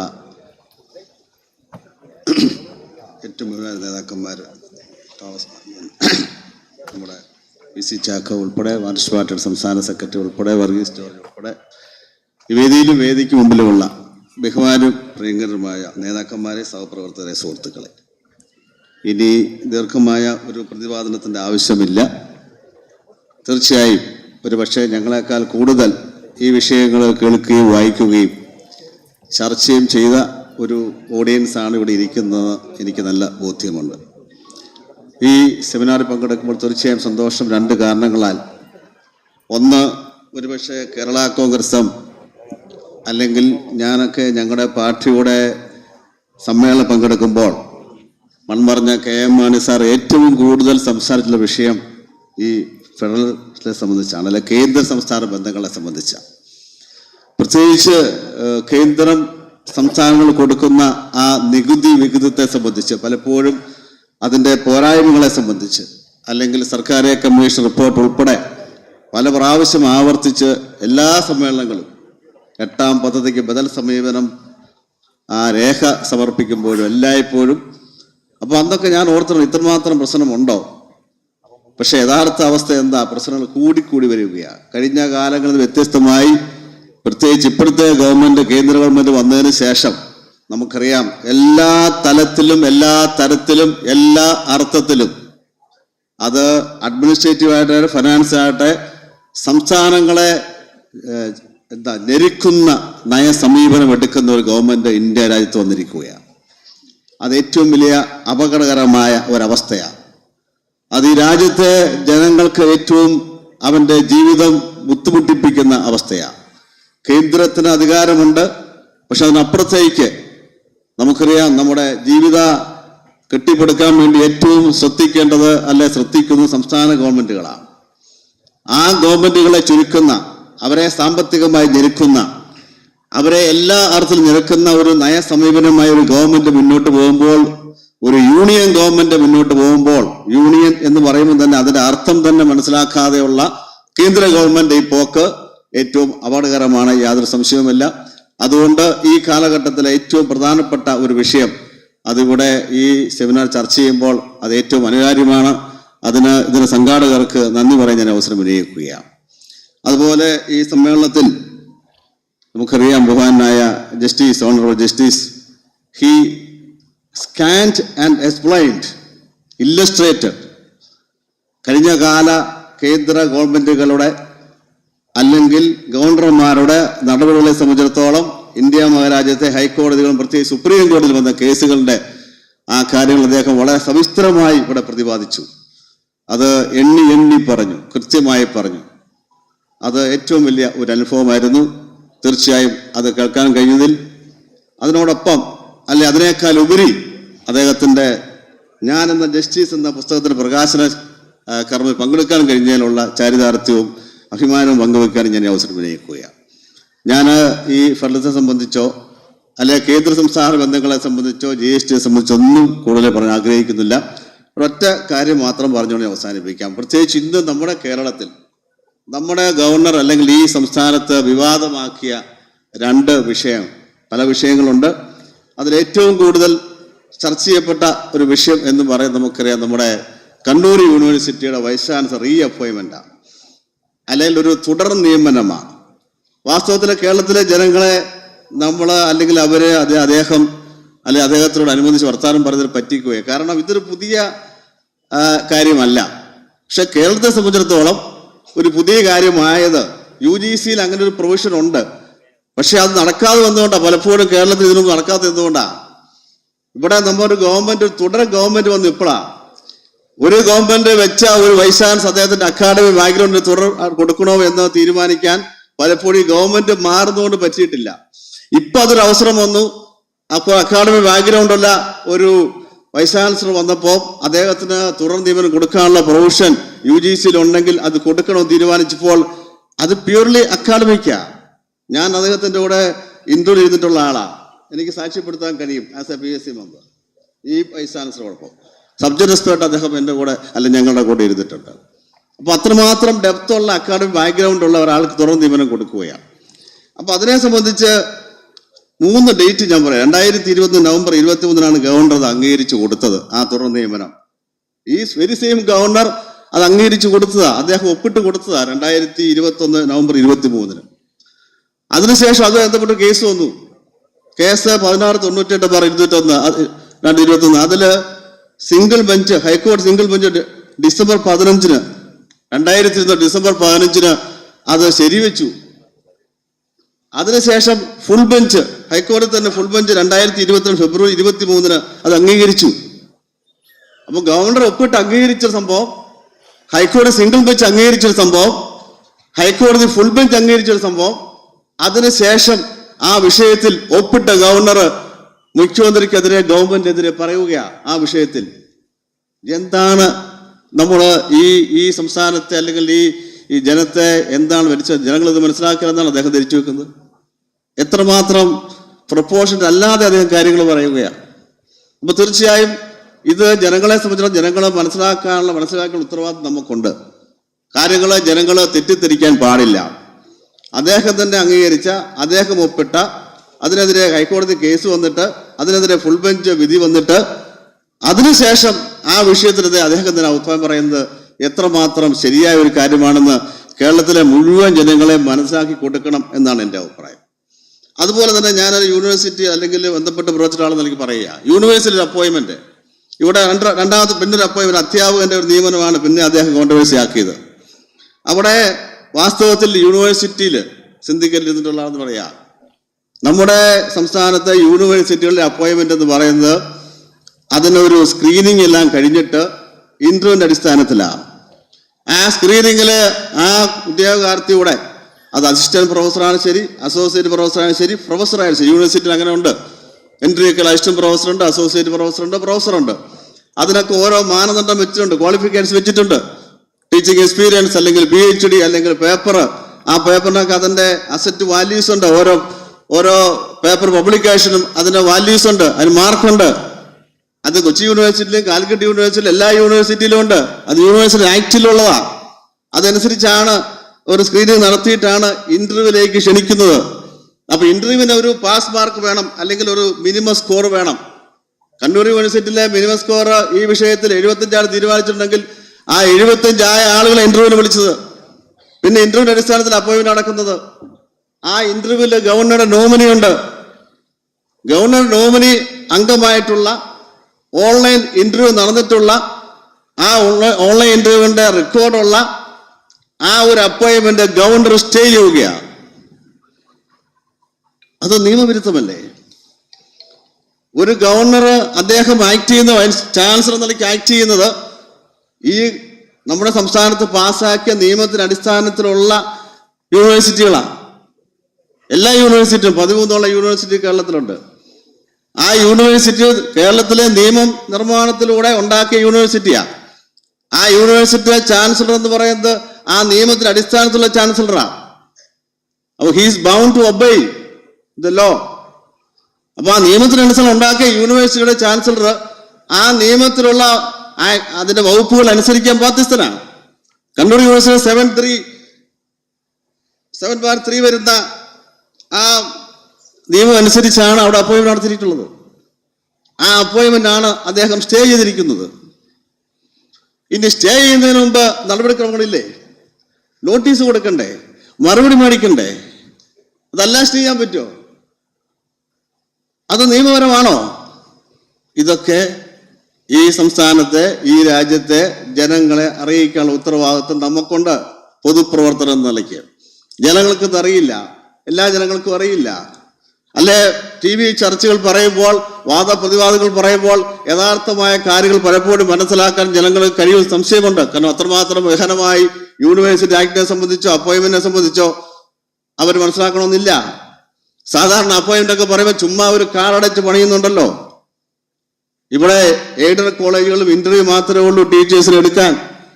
100 mark തീരുമാനിച്ച് അതിൽ 20 മാത്രം ഇന്റർവ്യൂ, ബാക്കി 80 മാർക്കും അക്കാഡമിക്കിന്, ഡിഗ്രിക്ക് ഇത്ര മാർക്ക്, PGക്ക് ഇത്ര മാർക്ക്, പബ്ലിക്കേഷൻ ഇത്ര മാർക്ക്, എക്സ്പീരിയൻസ് ഇത്ര മാർക്ക്, ഒരു വർഷത്തിന് 1 മാർക്ക്, സബ്ജക്റ്റ് മാക്സിമം 10 എന്ന് പറഞ്ഞിട്ട് പോലെ PhDക്ക് MPhilലും പേപ്പർ പബ്ലിക്കേഷൻ ഉൾപ്പെടെ മാർക്ക് നിശ്ചയിച്ച് അത് രേഖപ്പെടുത്തിയതിനു ശേഷം ബാക്കി വരുന്ന 20 മാർക്കിൽ 10 മാർക്ക് സബ്ജക്ട് എക്സ്പേർട്ടും 10 മാർക്ക് ജനറൽ നോളജിനും വെച്ച് ഇന്റർവ്യൂ നടത്തിയ ആളുകൾ എടുക്കുന്നത് എയ്ഡഡ് കോളേജിൽ പോലും. അതിനൊന്നൊരു മാറ്റം ഈ കാലഘട്ടത്തിൽ വലിയ ബുദ്ധിമുട്ടാണ്. യൂണിവേഴ്സിറ്റിയിലാണ് അതിനപ്പുറത്തേക്ക് സബ്ജക്ട് എക്സ്പേർട്ടിനെ പുറത്തു വന്ന് കൊണ്ടുവന്ന് വളരെ വലിയ എക്സ്പേർട്സിനെ കൊണ്ടുവന്ന് അവിടെ സ്ക്രീനിങ്ങിന് ശേഷം വരുന്ന വിദ്യാർത്ഥികൾ ഇന്റർവ്യൂ നടത്തുമ്പോൾ അതിലൊന്നും ഒരു പരിധി കഴിഞ്ഞ് ഒരു വിളച്ചിൽ നടക്കുകയില്ല. പക്ഷെ അതൊന്ന് മനസ്സിലാക്കി കൊടുക്കാൻ, അത് മനസ്സിലാക്കുന്ന രീതിയല്ലോ നമ്മുടെ രാജ്യത്തെ രീതി. അപ്പൊ തീർച്ചയായും വളരെ വ്യവസ്ഥാപിതമായി വളരെ നിയമപരമായി നടക്കുന്ന ഈ കാര്യങ്ങളെ സംബന്ധിച്ചിടത്തോളം സാധാരണ ജനങ്ങളെ ബോധ്യപ്പെടുത്തുവാനുള്ള ഉത്തരവാദിത്വം നമ്മൾ ഏറ്റെടുക്കണം എന്ന് മാത്രമാണ് എനിക്ക് ഈ അവസരത്തിൽ പറയുവാനുള്ളത്. ഞാൻ അവസാനിപ്പിക്കട്ടെ. ഗവർണർ എന്ന് പറയുന്ന സംബന്ധിച്ചും കൂടുതലായിട്ട് ഞാൻ പറയുന്നില്ല. നമ്മുടെ ഭരണഘടന ഭാഗം 6 അധ്യായം 2 പറയുന്നുണ്ട്, ഗവർണറുടെ കീഴിലുള്ള ഏതെങ്കിലും അധികാര സ്ഥാനത്തിന് നിയമം വഴി ചുമതലകൾ നൽകുന്നതിന് നിന്നും പാർലമെന്റിനെയോ ആ സംസ്ഥാന നിയമനിർമ്മാണ മണ്ഡലത്തെയോ തടയുന്നതിന് സാധ്യമല്ല. വളരെ കൃത്യമായിട്ട് പറഞ്ഞിരിക്കുക ഇംഗ്ലീഷ് മലയാളത്തിലൊക്കെ. ഇതൊന്നും വായിച്ചുകൊണ്ട് അദ്ദേഹത്തിന് കഴിഞ്ഞിട്ടില്ലേ? നമ്മൾ ഒന്നും കൂടുതൽ പറയുന്നില്ല, വ്യക്തിപരമാക്കേണ്ട ആവശ്യമില്ല. പക്ഷെ ജനങ്ങളെ സംബന്ധിച്ചിടത്തോളം, സാധാരണ ജനങ്ങളെ സംബന്ധിച്ചിടത്തോളം ഈ സാംസ്കാരിക കേരളത്തിൽ, ഈ വിദ്യാഭ്യാസ കേരളത്തിൽ, ഈ പ്രഭുത്വ കേരളത്തിൽ എത്രമാത്രം വിദ്യാഭ്യാസം നമ്മുടെ നാടിന് ഉള്ളപ്പോഴും ഇതുപോലുള്ള കാര്യങ്ങളെ സംബന്ധിച്ചിടത്തോളം സൂക്ഷ്മമായി സത്സന്ധമായി നിയമപരമായ കാര്യങ്ങളെ സംബന്ധിച്ചിടത്തോളം ജനങ്ങളെ ബോധ്യപ്പെടുത്തുന്ന ഉത്തരവാദിത്വം പൊതുപ്രവർത്തകരായ നമ്മൾ ഏറ്റെടുക്കണം. അതല്ലെങ്കിൽ അത് നാട്ടിൽ തെറ്റായ ധാരണ ഉണ്ടാകും. ഈ സെമിനാർ അത്തരത്തിലേക്ക് ഉള്ള ചിന്ത നമുക്ക് ഉണ്ടായിക്കൊടുക്കാൻ കഴിയട്ടെ എന്ന് ആത്മാർത്ഥമായി ആഗ്രഹിച്ചുകൊണ്ട് അതിനായി എല്ലാ ആശംസ നേർന്നുകൊണ്ട് എന്നെ കേട്ട നിങ്ങൾക്ക് നന്ദി പറഞ്ഞുകൊണ്ട് ഞാൻ എൻ്റെ വാക്കുകൾ അവസാനിപ്പിക്കുന്നു. നമസ്കാരം. ഭാരതം വിജയിക്കട്ടെ. അടുത്തതായി പ്രൊഫസർ വർഗീസ് ജോർജ്.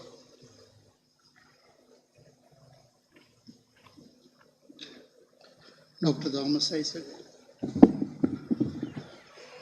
അർത്ഥവത്തായ ഒരു പ്രഭാഷണത്തിലൂടെ ഉദ്ഘാടനം നിർവഹിച്ച ഓണറബിൾ ജസ്റ്റിസ് കെ ചന്ദ്രു, ഗോവിന്ദമാഷ്, Shri P C Chacko, professor Lopez, advocate Anil, ഈ സമ്മേളനത്തിൽ സംബന്ധിക്കുന്ന ഗുരുജനങ്ങളെ, സഹോദരി സഹോദരന്മാർ, ഫെഡറലിസം എന്നത് ഒരു അധികാര വികേന്ദ്രീകരണത്തിൻ്റെ ക്രമീകരണമല്ല. This is not an organized principle for division of powers. Federalism എന്നതൊരു ഫിലോസഫിയാണ്. ഇന്ത്യയുടെ പ്രകരണത്തിൽ federalism is the celebration of our plurality. Federalism is the shared celebration of our diversity. നമ്മുടെ വൈവിധ്യങ്ങളുടെ ആഘോഷമാണ് ഇന്ത്യയിൽ ഫെഡറലിസം എന്ന് പറയുന്നത്. എന്നാൽ ഇവിടെ മുൻ പ്രഭാഷകർ ചൂണ്ടിക്കാണിച്ചതുപോലെ സ്വാതന്ത്ര്യലബ്ധിക്ക് ശേഷമുള്ള ഈ കാലയളവിലെല്ലാം ഫെഡറലിസം എന്ന ഈ ഫിലോസഫിക്ക് നേരെ നമ്മുടെ രാജ്യത്ത് നടക്കുന്ന ആക്രമണങ്ങളോട് നമ്മുടെ മുഖ്യധാര രാഷ്ട്രീയ പാർട്ടികൾ അതൊരു പൊളിറ്റിക്കൽ അജണ്ടയായി സ്വീകരിച്ച് ഒരു പ്രധാനപ്പെട്ട പ്രതിരോധം ഇതുവരെ തീർത്തിട്ടില്ല. ഇന്റർ സ്റ്റേറ്റ് കൗൺസിൽ നമ്മുടെ മുഖ്യമന്ത്രിമാരുടെ യൂണിയൻ ക്യാബിനറ്റ് ഇന്റർഫേസ് ആണ്.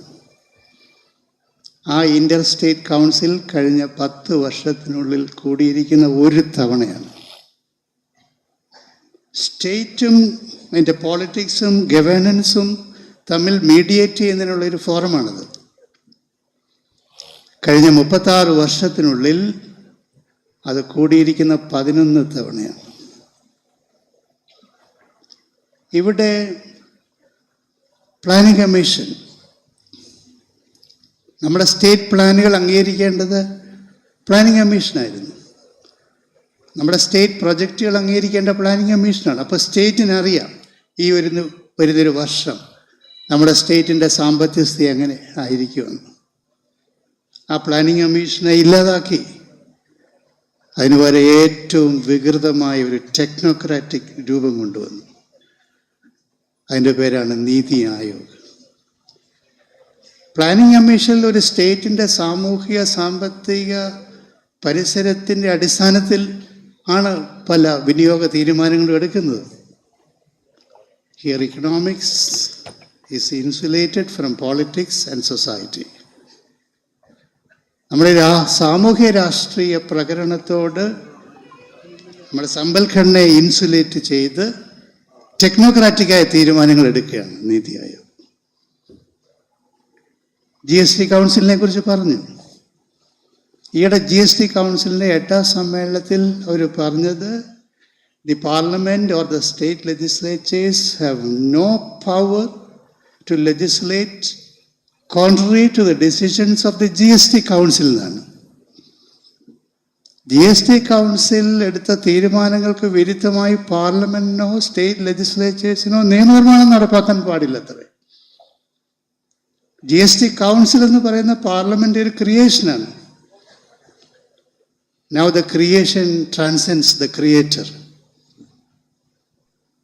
ആ പാർലമെന്റിനെ അതിജീവിച്ച് മുന്നോട്ട് പോവുകയാണ്. ഇവിടെ ജസ്റ്റിസ് ചന്ദ്രുവിൻ്റെ പ്രഭാഷണത്തിൽ കൺകറന്റ് മേഖലയിലും സ്റ്റേറ്റ് ലിസ്റ്റിലും സെൻറ്ററിൻ്റെ കടന്നുകയറ്റങ്ങളെക്കുറിച്ച് പറഞ്ഞു. 14th ഫൈനാൻസ് കമ്മീഷൻ്റെ കാലയളവിൽ സ്റ്റേറ്റ് ചെലവാക്കേണ്ട തുകയേക്കാൾ 14 to 20% ആണ് കേന്ദ്ര ഗവൺമെൻറ് സ്റ്റേറ്റ് സബ്ജക്റ്റുകളിൽ ചെലവാക്കുന്നത്. കൺകറന്റ് ലിസ്റ്റ് വിഷയങ്ങളിൽ 13 to 17% സെൻറ്റർ നേരിട്ട് ചെലവാക്കുകയാണ് കേന്ദ്ര ആവിഷ്കാര പദ്ധതികൾ വഴി. സ്റ്റേറ്റുകൾ അന്താളിച്ച് നിൽക്കുകയാണ്. വൻ പ്രൊജക്റ്റുകൾ കേന്ദ്രം പ്രഖ്യാപിക്കുകയാണ്, ബിഗ് അനൗൺസ്മെൻറ്റ്സ്. ലെജിസ്ലേഷനെ കുറിച്ച് പറഞ്ഞു. സ്റ്റേറ്റ് വിഷയങ്ങൾ നടക്കുന്ന legislation, education, national education policy സ്റ്റേറ്റുകളുമായിട്ട് ആലോചിച്ചില്ല. UGC അബോളിഷ് ചെയ്തു. ഇലക്ഷൻ കമ്മീഷനല്ലേ ഇലക്ഷൻ്റെ കാര്യങ്ങൾ തീരുമാനിക്കണ്ടേ?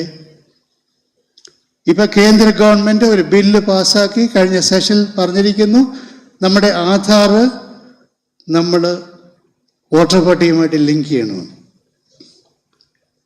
ഈ ആധാർ മനസ്സിലാക്കിയാൽ ആ ഒരു പ്രദേശത്തെ വോട്ടർമാരുടെ മുഴുവൻ സോഷ്യൽ പ്രൊഫൈലും മനസ്സിലാക്കാം. അവർ സാമ്പത്തിക സൗകര്യമുള്ളവരാണോ, പിന്നോക്ക ജാതിക്കാരാണോ, ഏത് മതത്തിൽപ്പെട്ടവരാണ്, അത് വോട്ടർ പട്ടികയുമായി ലിങ്ക് ചെയ്താലോ അധികാരമുള്ളവർക്ക് അത് മാനിപ്പുലേറ്റ് ചെയ്യാൻ സാധിക്കും. അത് ആന്ധ്രാപ്രദേശിൽ നമ്മൾ കണ്ടതാണ്.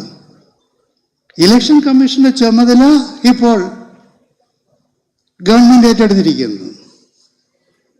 ജുഡീഷ്യൽ പരിഷ്കാരം ആരാണ് നടത്തേണ്ടത്? ലോ കമ്മീഷനായിരുന്നു. എവിടെയാ ലോ കമ്മീഷൻ?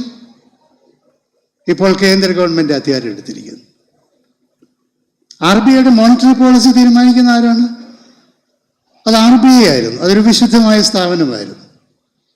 ഇപ്പോൾ കേന്ദ്ര ഗവൺമെന്റ് 3 എക്സിക്യൂട്ടീവുകളെ വെച്ച് RBIയുടെ മോണിറ്ററി പോളിസി തീരുമാനിക്കുന്നു. ഇപ്പോൾ ആരാണ് ട്രിബ്യൂണലുകളുടെ ചെയർമാൻമാരെ തീരുമാനിക്കുന്നത്? അഭിഭാഷകരുടെ വലിയൊരു സമൂഹമുണ്ടല്ലോ. 2016 ഫൈനാൻസ് ബിൽ അനുസരിച്ച് ട്രിബ്യൂണൽമാരുടെ ചെയർമാൻമാരെ നിയോഗിക്കാനുള്ള അവകാശം കേന്ദ്ര ഗവൺമെന്റ് ഏറ്റെടുത്തിരിക്കുന്നു. ആ ട്രിബ്യൂണലുകളുടെ സ്വഭാവത്തെയും വിധിയെ അത് ബാധിക്കില്ലേ? മണി ബില്ലിലൂടെ പ്രധാനപ്പെട്ട രാഷ്ട്രീയ തീരുമാനങ്ങൾ കേന്ദ്ര ഗവൺമെന്റ് കൊണ്ടുവരുന്നു.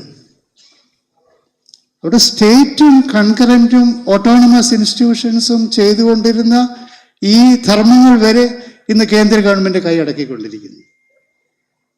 ഈ 15th ഫൈനാൻസ് കമ്മീഷന് കൊടുത്ത മാൻഡേറ്റ് എന്താണെന്നറിയാമോ? 14th 15th ഫൈനാൻസ് കമ്മീഷൻ കൊടുത്ത മാൻഡേറ്റുകൾ അവർ പറയുന്നത്, നിങ്ങൾ റെക്കമെൻഡേഷൻസ് തയ്യാറാക്കുമ്പോൾ കേന്ദ്ര ഗവൺമെന്റ് ഫിസ്ക്കൽ അവസ്ഥയെ ബാധിക്കാത്ത തരത്തിൽ വേണം നിങ്ങൾ റെക്കമെൻഡേഷൻ തരാൻ. എനിക്ക് തോന്നുന്നു തോമസ് ഐസക് ധനകാര്യമന്ത്രി ആയിരുന്നപ്പോഴാണെന്ന് തോന്നുന്നു സൗത്തിലെ ഫൈനാൻസ് മിനിസ്റ്റേഴ്സിന്റെ ഒരു പ്രത്യേക യോഗം തന്നെ വിളിച്ചു കൂട്ടിയെന്ന് ഞാൻ ഓർക്കുന്നുണ്ട്. പിന്നീട് അവർ അമരാവതിയിൽ യോഗം ചേർന്നെന്ന് ഓർക്കുന്നുണ്ട്. അപ്പോൾ കഴിഞ്ഞ കുറേ കാലമായിട്ട് 75 വർഷമായിട്ട് ഇവിടെ PC ചാക്കോ പറഞ്ഞ പോലെ സെൻറ്റർ എന്നൊരു വാക്ക് നമ്മുടെ ഭരണഘടനയിലില്ല. India is a union of states, സംസ്ഥാനങ്ങളുടെ ഒരു സമ്പുടമാണ്. പക്ഷേ 75 വർഷം കഴിഞ്ഞപ്പോൾ പൊളിറ്റിക്കൽ ഡെവല്യൂഷനും ഇക്കണോമിക് ഡെവല്യൂഷനും നടപ്പാക്കേണ്ടതിന് പകരം കൂടുതൽ സെൻട്രലൈസ്ഡ് ആയിട്ടുള്ള ഒരു ഫെഡറലിസത്തിലേക്കാണ് പോകുന്നത്. ഇതാണ് എമർജിങ് ഫെഡറലിസം, ഇതാണ് സെൻട്രലൈസ്ഡ് ഫെഡറലിസം എന്ന് പറയുന്നത്. അതിന് തീർച്ചയായിട്ടും രാഷ്ട്രീയമായിട്ട് ഇന്ന് ഗവർണർമാരെ ഉപയോഗിച്ചുകൊണ്ടിരിക്കുകയാണ്. ജസ്റ്റിസ് ചന്ദ്രന്റെ പ്രബന്ധത്തിൽ വന്ന മനോഹരമായ ഒരു പ്രകരണം 1967 കുറിച്ചാണ്. 1967 രജനി കൊത്താരി വിളിക്കുന്ന പോലെ the decline of the Congress system ഉണ്ടാവുന്നത്, കോൺഗ്രസ് വ്യവസ്ഥയുടെ തകർച്ച. 52 മുതൽ 67 വരെ കോൺഗ്രസിൻ്റെ അധീശത്വമായിരുന്നു. ആ 67 കോൺഗ്രസിൻ്റെ തകർച്ച. അന്ന് ലോക്സഭയിലേക്കും നിയമസഭയിലേക്കും ഒരുമിച്ച് ഇലക്ഷൻ നടന്നു. അതിൽ 8 സ്റ്റേറ്റുകളിൽ പ്രതിപക്ഷ പാർട്ടികൾ വിജയിച്ചു. കേരളത്തിൽ EMS, തമിഴ്നാട്ടിൽ അണ്ണാദുരൈ, പശ്ചിമ ബംഗാൾ അജോയ് മുഖർജി, അതുപോലെ തന്നെ UP ചരൺ സിംഗ്, ബീഹാറിൽ കർപ്പൂരി താക്കൂർ, ഇങ്ങനെ 8 സ്റ്റേറ്റുകളിൽ പ്രതിപക്ഷ അധികാരത്തിൽ വന്നു. അന്ന് മുതലാണ് ഈ ഗവർണർമാരെ ഉപയോഗിച്ചുകൊണ്ട് ഈ പ്രതിപക്ഷ ഗവൺമെൻറ്റുകളെ അട്ടിമറിക്കാനുള്ള തീരുമാനം. അത് ഈ അടുത്ത ഇടവിൽ നടന്നു. ഉത്തരാഖണ്ഡിൽ, അരുണാചൽ പ്രദേശിൽ, മണിപ്പൂരിൽ, ഗോവയിൽ, മഹാരാഷ്ട്രയിൽ ഈ സമീപകാലത്ത് വരെ ഗവർണർമാരെ ഉപയോഗിച്ചുകൊണ്ട് നടത്തിയ അധികാര ദുർവിനിയോഗങ്ങൾ. ഇവിടെ എമർജൻസിയെക്കുറിച്ച് ജസ്റ്റിസ് ചന്ദ്രു പറയുകയുണ്ടായി. എമർജൻസിയുടെ ഷാ കമ്മീഷൻ റിപ്പോർട്ടിൽ പറയുന്നുണ്ട്, ജൂൺ 25 വൈകിട്ട് എമർജൻസി പ്രഖ്യാപിക്കാനുള്ള തീരുമാനങ്ങളൊക്കെ പകൽ പ്രധാനമന്ത്രിയുടെ വീട്ടിൽ നടന്നു കഴിഞ്ഞിരുന്നു. ഡൽഹിയിലെ ലഫ്റ്റനന്റ് ഗവർണറെ വിളിച്ചു. പ്രതിപക്ഷ നേതാക്കൾ ഡൽഹി വിടുന്നതിന് മുമ്പ് ജൂൺ 25 രാത്രിയിൽ, ജൂൺ 26 നേരം പുലരുന്നതിന് മുമ്പ് പരമാവധി ആളുകളെ അറസ്റ്റ് ചെയ്യണം. ഡൽഹിയിലെ ഡിസ്ട്രിക്ട് മജിസ്ട്രേറ്റ് പറഞ്ഞു, ഇത്രയും പേരുടെ വാറന്റ് എങ്ങനെയാണ് തയ്യാറാക്കുന്നത്? അത് പറ്റുകയില്ല. ലഫ്റ്റനന്റ് ഗവർണർ, ഇന്ദിരാഗാന്ധിയുടെ പ്രൈവറ്റ് സെക്രട്ടറി എസ്പാൽ കപൂറിൻ്റെ വീട്ടിൽ ചെന്നിട്ട് ലഫ്റ്റനന്റ് ഗവർണറെ വിളിപ്പിച്ചു. ലഫ്റ്റനന്റ് ഗവർണറെ വിളിപ്പിച്ചിട്ട് പറഞ്ഞു, ഇന്ന് രാത്രി തന്നെ പ്രധാനപ്പെട്ട നേതാക്കളെ അറസ്റ്റ് ചെയ്യണം. 1060 പേരെ ആ ഒറ്റ രാത്രി ഡൽഹിയിൽ അറസ്റ്റ് ചെയ്തു. എസ്പാൽ കപൂർ, അന്നത്തെ പോലീസ് സൂപ്രണ്ട്, എന്നോട് ചോദിച്ചത്, എന്താ മുട്ട് കുറയ്ക്കുന്നുണ്ടോ നിങ്ങൾ ലിസ്റ്റ് തയ്യാറാക്കുമ്പോൾ? BG വർഗീസിൻ്റെ പേര് ആദ്യം ഉണ്ടായിരുന്നു, ഒഴിവാക്കാൻ പറഞ്ഞു. കൃഷ്ണൻകാന്തിൻ്റെ പേരില്ലായിരുന്നു, കോൺഗ്രസ് നേതാവ്, ചേർക്കാൻ പറഞ്ഞു. കൂട്ടിയും കുറച്ചും 1060 പേരെ അന്ന് രാത്രി അറസ്റ്റ് ചെയ്യിപ്പിച്ച ഈ ലഫ്റ്റനന്റ് ഗവർണർ. അതുകൊണ്ട് 59-ലെ സംസ്ഥാന ഗവൺമെന്റിനെ, കേരളത്തിലെ ഗവൺമെന്റിനെ പിരിച്ചുവിട്ടു മുതൽ ഈ കഴിഞ്ഞ വർഷം വരെ ഉത്തരാഖണ്ഡിലെ വിധി സുപ്രീം കോടതി നമ്മൾ വായിച്ചില്ലേ? Governor is not a super natural extra constitutional authority. അസന്നിഗ്ധമായിട്ട് സുപ്രീം കോടതി പറഞ്ഞതിന്റെ അടിസ്ഥാനത്തിൽ ആ ഗവർണറെ കേന്ദ്ര ഗവൺമെന്റ് പിരിച്ചുവിടേണ്ടി വന്നു. അതുകൊണ്ട് നമ്മുടെ ഒരു ഫെഡറൽ സംവിധാനത്തിന് നേരെ വലിയ അസോൾട്ടാണ് നടന്നുകൊണ്ടിരിക്കുന്നത്. ഗവർണർമാരെ ഉപയോഗിച്ചുകൊണ്ട് പ്രത്യേകിച്ചും നമ്മുടെ സാമ്പത്തിക അധികാരങ്ങൾ എടുത്തു, രാഷ്ട്രീയ അധികാരങ്ങൾ എടുത്തു. ഒറ്റയാൾ നിന്ന് എല്ലാ പ്രധാന പ്രഖ്യാപനങ്ങളും നടത്തുകയാണ്. ഇന്ന് രാത്രി മുതൽ രാജ്യത്ത് 2500 നോട്ട് നിരോധിച്ചിരിക്കുന്നു. ഒറ്റയാളെന്ന് പ്രഖ്യാപിക്കുകയാണ്. രാജ്യത്ത് എവിടെ ജനങ്ങളുണ്ടോ കോവിഡ് കാലത്ത് അവരവിടെ ഇരുന്നോണം. ആരും അനങ്ങാൻ പാടില്ല. എവിടാണോ അവരാ മുറി ഇരുന്നോണം. രാജസ്ഥാനിലെ കോട്ട വരെ 42 ദിവസം നടന്നവരുണ്ട്. അവരവിടെ ഇരുന്ന് എങ്ങനെ ഇരിക്കും? പിറ്റേന്ന് ഭക്ഷണമുണ്ട്, വസ്ത്രമുണ്ടോ, വെള്ളമുണ്ടോ? ഡൽഹിയിൽ അവർ നടന്നു തുടങ്ങി, ലക്ഷക്കണക്കിന് ആളുകൾ. ദ ഗ്രേറ്റ് പാർട്ടീഷന് ശേഷം, ഇന്ത്യയുടെ ഏറ്റവും വിഭജനത്തിന് ശേഷമുള്ള ഏറ്റവും വലിയ പലായനം ഇവിടുന്ന് ഒരാൾ അങ്ങ് പ്രഖ്യാപിക്കുകയാണ് ഈ രാജ്യത്ത്. അതുകൊണ്ട് ഫെഡറലിസം ഒരു വലിയ പൊളിറ്റിക്കൽ അജണ്ടയാക്കണം. ആദ്യം ഇത് അജണ്ടയാക്കിയത് EMS നമ്പൂതിരിപ്പാടായിരുന്നു. പിന്നീട് രാമകൃഷ്ണ ഹെഗ്ഡെ അത് ഉയർത്തി. പക്ഷേ കഴിഞ്ഞ 10-40 വർഷക്കാലമായി നമ്മുടെ മുഖ്യധാര രാഷ്ട്രീയ പാർട്ടികൾ ഇതൊരു പൊളിറ്റിക്കൽ അജണ്ടയായിട്ട് കൊണ്ടുവന്നിട്ടില്ല. അതുകൊണ്ട് ഈ സെമിനാർ, നമ്മുടെ ഇന്നത്തെ സെമിനാർ, സഖാവ് ഐസക് സംഘടിപ്പിച്ച ഈ സെമിനാർ, ലോയേഴ്സ് യൂണിയൻ്റെ കൂടെ ആഭിമുഖ്യത്തിൽ നടത്തിയ സെമിനാർ, ഇത്തരം വിഷയങ്ങൾ പൊളിറ്റിക്കൽ അജണ്ടയാക്കി മാറ്റി മുന്നോട്ട് കൊണ്ടുപോയി അതിൻ്റെ അടിസ്ഥാനത്തിൽ പ്രൊഫസർ ലോപ്പസ് പറഞ്ഞ പോലെ ജനങ്ങളെ സംഘടിപ്പിച്ചുകൊണ്ടുള്ള ഒരു വലിയ മൂവ്മെൻ്റ് ആക്കുന്നതിന് ഈ സെമിനാർ നമ്മളെ സഹായിക്കട്ടെ എന്ന് മാത്രം സമർപ്പിച്ചുകൊണ്ട് ഞാൻ എൻ്റെ വാക്കുകൾ അവസാനിപ്പിക്കുന്നു.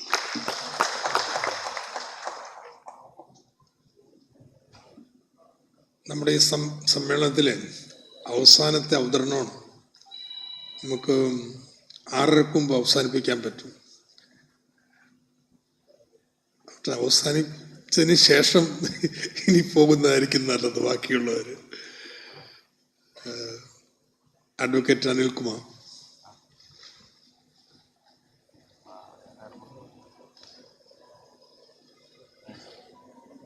അധ്യക്ഷൻ ഡോക്ടർ തോമസ് ഐസക്, ആദരണീയനായ ജസ്റ്റിസ് കെ ചന്ദ്രു, പ്രിയങ്കരനായ CPM സംസ്ഥാന സെക്രട്ടറി ഗോവിന്ദൻ മാസ്റ്റർ, ആദരണീയരായ Shri PC Chacko, Shri professor Lopez Mathew, Shri Varghese George, പ്രിയപ്പെട്ട അഡ്വക്കേറ്റ് വേലായുധൻ സാർ, വേദിയിലുള്ള സദസ്സിലുള്ള അഭിഭാഷകരെ, സുഹൃത്തുക്കളെ, എന്തുകൊണ്ട് ലോയേഴ്സ് യൂണിയൻ, എന്തുകൊണ്ട് ജസ്റ്റിസ് കെ ചന്ദ്രു? ലോയേഴ്സ് യൂണിയൻ്റെ നേതൃത്വത്തിൽ ഇവിടെ AKG പഠന ഗവേഷണ കേന്ദ്രവും കോഴിക്കോട് കേളുവേട്ടൻ പഠന കേന്ദ്രവും എറണാകുളത്ത് EMS പഠന കേന്ദ്രവും ചേർന്ന് 3 പ്രധാനപ്പെട്ട സെമിനാറുകളാണ് ഈ 2 ആഴ്ചയ്ക്കിടയിൽ നടക്കാൻ പോകുന്നത്. 3 സെമിനാറുകളുടെ വിഷയവും നമ്മുടെ രാജ്യത്തിൻ്റെ ഭരണഘടനയിൽ ഗവർണറുടെ പദവി, ആ പദവി ഗവർണർ എങ്ങനെ വിനിയോഗിക്കണം എന്ന് സംബന്ധിച്ച ഭരണഘടനാ ധാർമ്മികതയെ സംബന്ധിച്ച വിശാലമായ പാഠങ്ങളും അതിൻ്റെ നിർവചനങ്ങളും അതിൻ്റെ പുനർനിർവചനങ്ങളുമാണ്. അതിന് തുടർച്ചയായി ജില്ലകളിൽ തന്നെ വിവിധങ്ങളായ പരിപാടികളും സംഘടിപ്പിക്കാൻ ഉദ്ദേശിക്കുന്നു. എന്തുകൊണ്ട് ലോയേഴ്സ് യൂണിയൻ എന്ന ചോദ്യത്തിൻ്റെ ഉത്തരം, ഗവർണർമാർ വ്യക്തിപരമായുള്ള തീരുമാനത്തിൻ്റെ ഭാഗമായിട്ടല്ല ഈ കാര്യങ്ങൾ ചെയ്യുന്നത് എന്നും സ്ഥാപനപരമായി ഇന്ത്യ രാജ്യത്തിനകത്തെ കേന്ദ്രീകൃത അധികാര ദുർവിനിയോഗത്തിന് കടന്നു വരുന്ന ഒരു ഭരണകൂടത്തിൻ്റെ അജണ്ട മുന്നോട്ട് നീക്കലിൻ്റെ ഭാഗമായ ചൂതുകളിയിലെ കരുക്കൾ നീക്കലാണ് ആരിഫ് മുഹമ്മദ് ഖാനും ചെയ്തുകൊണ്ടിരിക്കുന്നത് എന്നും ഇന്ത്യ രാജ്യത്തെ വിവിധ സംസ്ഥാനങ്ങളിൽ ഗവർണർമാർ ഇതേപോലെ നിയമസഭ പാസാക്കിയ നിയമങ്ങളിൽ ഒപ്പിടാതെ മുങ്ങി നടക്കുകയാണ് എന്നതും നാം മനസ്സിലാക്കണം. ചില ആളുകൾ കാണുന്നത് കേരളത്തിൽ മാത്രം സംഭവിക്കുന്ന ഒരു കാര്യമായിട്ടാണ്. ഇന്ത്യ രാജ്യത്തെ നിരവധി സംസ്ഥാനങ്ങളിൽ നടന്നുകൊണ്ടിരിക്കുന്നൊരു പ്രക്രിയ. രാജ്യത്തിൻ്റെ ചുവടുകൾ ഒന്നാകണം എന്നാഗ്രഹിക്കുന്നവർക്ക് ആ ചുവടുകളെ ഒന്നാക്കാൻ കഴിയുന്ന ഏറ്റവും പ്രധാനപ്പെട്ട അടിയുറപ്പാണ് ഇന്ത്യൻ ഭരണഘടനയ്ക്കുള്ളത് എന്നും ആ അടിയുറപ്പിന് വേണ്ടി ഈ ഫെഡറലിസത്തിന് വേണ്ടിയുള്ള പോരാട്ടം ശക്തമാക്കണമെന്നുള്ള ബോധ്യമുണ്ടാകേണ്ടതുണ്ട്. കേരളത്തിനുള്ളിൽ നിന്നുകൊണ്ട് നമ്മൾ ആ കേൾക്കാതെ വന്ന കാര്യം തമിഴ്നാട് അതിർത്തിയിൽപ്പെട്ടപ്പോൾ ഗവർണർക്കെതിരെ ചിലർ ശബ്ദിക്കുന്നത് നമ്മൾ കേട്ടു. ഇവിടെ ജസ്റ്റിസ് ചന്ദ്രുവിൻ്റെ പ്രസക്തി എന്താണ്? പൗരത്വ ഭേദഗതിയുമായി ബന്ധപ്പെട്ട വിചാരണയ്ക്ക് ഇന്ത്യ രാജ്യത്തിൻ്റെ സുപ്രീം കോടതി സമയം കണ്ടെത്തിയിട്ടില്ല. കാശ്മീരുമായി ബന്ധപ്പെട്ട വിചാരണയ്ക്ക് ഇന്ത്യ രാജ്യത്തിൻ്റെ സുപ്രീം കോടതിക്ക് സമയമായിട്ടില്ല. രാജ്യത്തെ ബഹുജനങ്ങളുടെ മുന്നിൽ വരുന്ന ഗൗരവതരമായ നിയമപരമായ പ്രശ്നങ്ങൾ പരിഹരിക്കുക എന്ന ജുഡീഷ്യറിയുടെ ചുമതല നിർവഹിക്കുന്നതിൽ നീതിപീഠങ്ങൾ എത്രത്തോളം ഉയർന്നു നിൽക്കുന്നു, ആ നീതിപീഠങ്ങളെ ആ നിലയിലേക്ക് നയിക്കാൻ നമ്മുടെ നിയമ സംവിധാനത്തിന് എത്രത്തോളം പ്രാപ്തിയുണ്ട്, അവിടെ ഒഴിഞ്ഞുമാറുന്ന ജഡ്ജിമാർ, ചുമതല ഏറ്റെടുക്കാത്ത ജഡ്ജിമാർ, തൻ്റെ മുന്നിൽ വിടുന്നൊരു കേസ് കടത്തി വിട്ടുകഴിഞ്ഞാൽ ഭരണകൂടത്തിൻ്റെ ഏതെങ്കിലും തരത്തിലുള്ള ഭാവിയിലുള്ള ഇഷ്ടാനിഷ്ടങ്ങൾ അതിന് വിധേയമാകാതിരിക്കാൻ, ലോയുടെ ഗതി വരാതിരിക്കാൻ വേണ്ടിയുള്ള മുൻകരുതലെടുക്കുന്ന ജഡ്ജിമാർ, അവർക്കിടയിലെ റയറസ്റ്റ് സ്പീഷീസിലെ ഒരു ജനുസാണ് നമ്മുടെ മുമ്പിലുള്ള ശ്രീ കെ ചന്ദ്രു എന്നത് അഭിമാനത്തോടെ ലോയേഴ്സ് യൂണിയനും നമുക്കും കാണാൻ കഴിയും. ഇത് നമ്മുടെ രാജ്യത്തിൻ്റെ നീതി വ്യവസ്ഥ നൽകുന്ന, നീതിന്യായ വ്യവസ്ഥ നൽകുന്ന 75 കൊല്ലക്കാലത്തിന് മുമ്പ് നമ്മുടെ രാജ്യം നടത്തിയിട്ടുള്ള സ്വാതന്ത്ര്യ സമരത്തിൻ്റെ ഭാഗമായി നമ്മുടെ ഭൂമിയുടെ ഉറവകളിൽ നിന്നും ഉയർന്നു വന്നിട്ടുള്ള ആത്മഗൗരവത്തിൻ്റെയും ഈ രാജ്യത്തെ ജനതയുടെ പോരാട്ടത്തിൻ്റെ ഭാഗമായി പ്രവഹിക്കുന്ന ഊർജത്തിൻ്റെയും ഭാഗമായി ഉണ്ടാകുന്ന കരുത്താണ് ജസ്റ്റിസ് ചന്ദ്രുവിനെ പോലുള്ള ആളുകൾക്ക് നിർഭയരായിരിക്കാൻ കഴിയുന്നത്. നമ്മുടെ ജുഡീഷ്യറിയിൽ എത്ര പേർ നിർഭയരായിരിക്കാൻ ധൈര്യമുള്ളവരാണ് എന്നുള്ളതാണ് ഭരണഘടന നേരിടുന്ന ഏറ്റവും പ്രധാനപ്പെട്ട വെല്ലുവിളി. ഒരു ഗവർണർക്ക് എത്ര കാലം ബില്ലിൽ ഒപ്പിടാതിരിക്കാം? ബില്ലിൽ ഒപ്പിടാതിരിക്കുക എന്നൊരു നിയമവ്യവസ്ഥ ഭരണഘടന ഇല്ല. ഒരു നിയമസഭ പാസ്സാക്കി ഒരു ബില്ല് വന്നാൽ എന്ത് ചെയ്യണമെന്ന് ഭരണഘടന കൃത്യമായി പറയുന്നുണ്ട്. 3 ഓപ്ഷൻസേ ഉള്ളൂ. അതിൽ അടയിരിക്കുക എന്നൊരു വ്യവസ്ഥ ഇല്ലാത്തിടത്തോളം കാലം അടയിരിക്കുന്നതാണ് ഗവർണർ അഭികാമ്യമായി ചെയ്യേണ്ടത് എന്ന് ചിന്തിക്കുന്ന ഒരാശയപരിസരത്താണ് പലരും ഇന്ന് കേരളത്തിൽ ചിന്തിച്ചുകൊണ്ടിരിക്കുന്നത്. പ്രത്യേകിച്ച് കേരളത്തിലെ പ്രതിപക്ഷവും അത് ചൂണ്ടിക്കാണിക്കാതെ കഴിയില്ല. കേരളാതിർത്തി കടക്കുമ്പോൾ ഗവർണർക്കെതിരെ ശബ്ദിക്കുന്നവർ കേരളത്തിനകത്ത് മിണ്ടുന്നില്ല. എന്താ കാരണം? ഗവർണർ ഇത് ചെയ്യണം, ബില്ലിൽ ഒപ്പിടരുത്. തങ്ങളുടെ താല്പര്യത്തിന് വേണ്ടി ഗവർണർ ബില്ലിൽ ഒപ്പിടരുത് എന്ന് പറയുന്ന ഒരു പ്രതിപക്ഷത്തെ ഇവിടെ കാണുകയാണ്. അങ്ങനെ വരുമ്പോൾ ഒരു അഖിലേന്ത്യാ രാഷ്ട്രീയ പരിസരത്ത് എങ്ങനെ ഈ ആശയത്തെ ഉയർത്തിക്കൊണ്ടുവരാൻ കഴിയുമെന്ന ചോദ്യവും ഉയർന്നു വരുന്നുണ്ട്.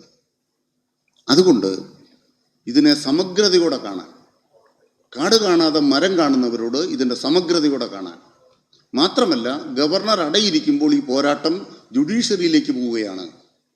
ജുഡീഷ്യറിയിലേക്ക് ചെന്നു കഴിഞ്ഞാൽ ആ പോരാട്ടത്തിൽ ഉത്തരം പറയാതെ അടയിരിക്കുന്ന ന്യായാധിപന്മാർ ഉണ്ടാവാതിരിക്കണമെന്നുണ്ടെങ്കിൽ നീതിന്യായ വ്യവസ്ഥ അതിൻ്റെ ചുമതലകൾ നിർവഹിച്ചേ തീരൂ. അതുകൊണ്ട് ഗവർണർമാരെ, നിയമവ്യവസ്ഥ ലംഘിക്കുന്ന, ഭരണഘടന ലംഘിക്കുന്ന ഗവർണർമാരെ തളയ്ക്കാനുള്ള ചന്ദ്രുമാർ നമ്മുടെ രാജ്യത്തിൻ്റെ ജുഡീഷ്യറിയിൽ ഉണ്ടാവട്ടെ എന്ന് ആശംസിച്ചുകൊണ്ട് എല്ലാവർക്കും അഭിവാദ്യങ്ങൾ നേർന്നുകൊണ്ട് ഞാൻ എൻ്റെ വാക്കുകൾ അവസാനിപ്പിക്കുന്നു. നന്ദി, നമസ്കാരം.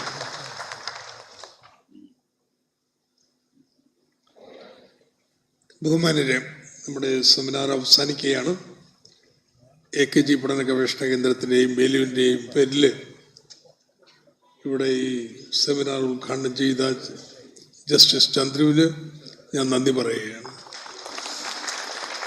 ഈ സെമിനാറിൽ പങ്കെടുത്ത് സംസാരിച്ച സർ ഗോവിന്ദൻ മാഷ്, PC ചാക്കോ, വർഗീസ് ജോർജ്, പ്രൊഫസർ ലോപ്പസ് മാത്യു, അനിൽകുമാർ, ഇവരോടും നന്ദി പറയുന്നു.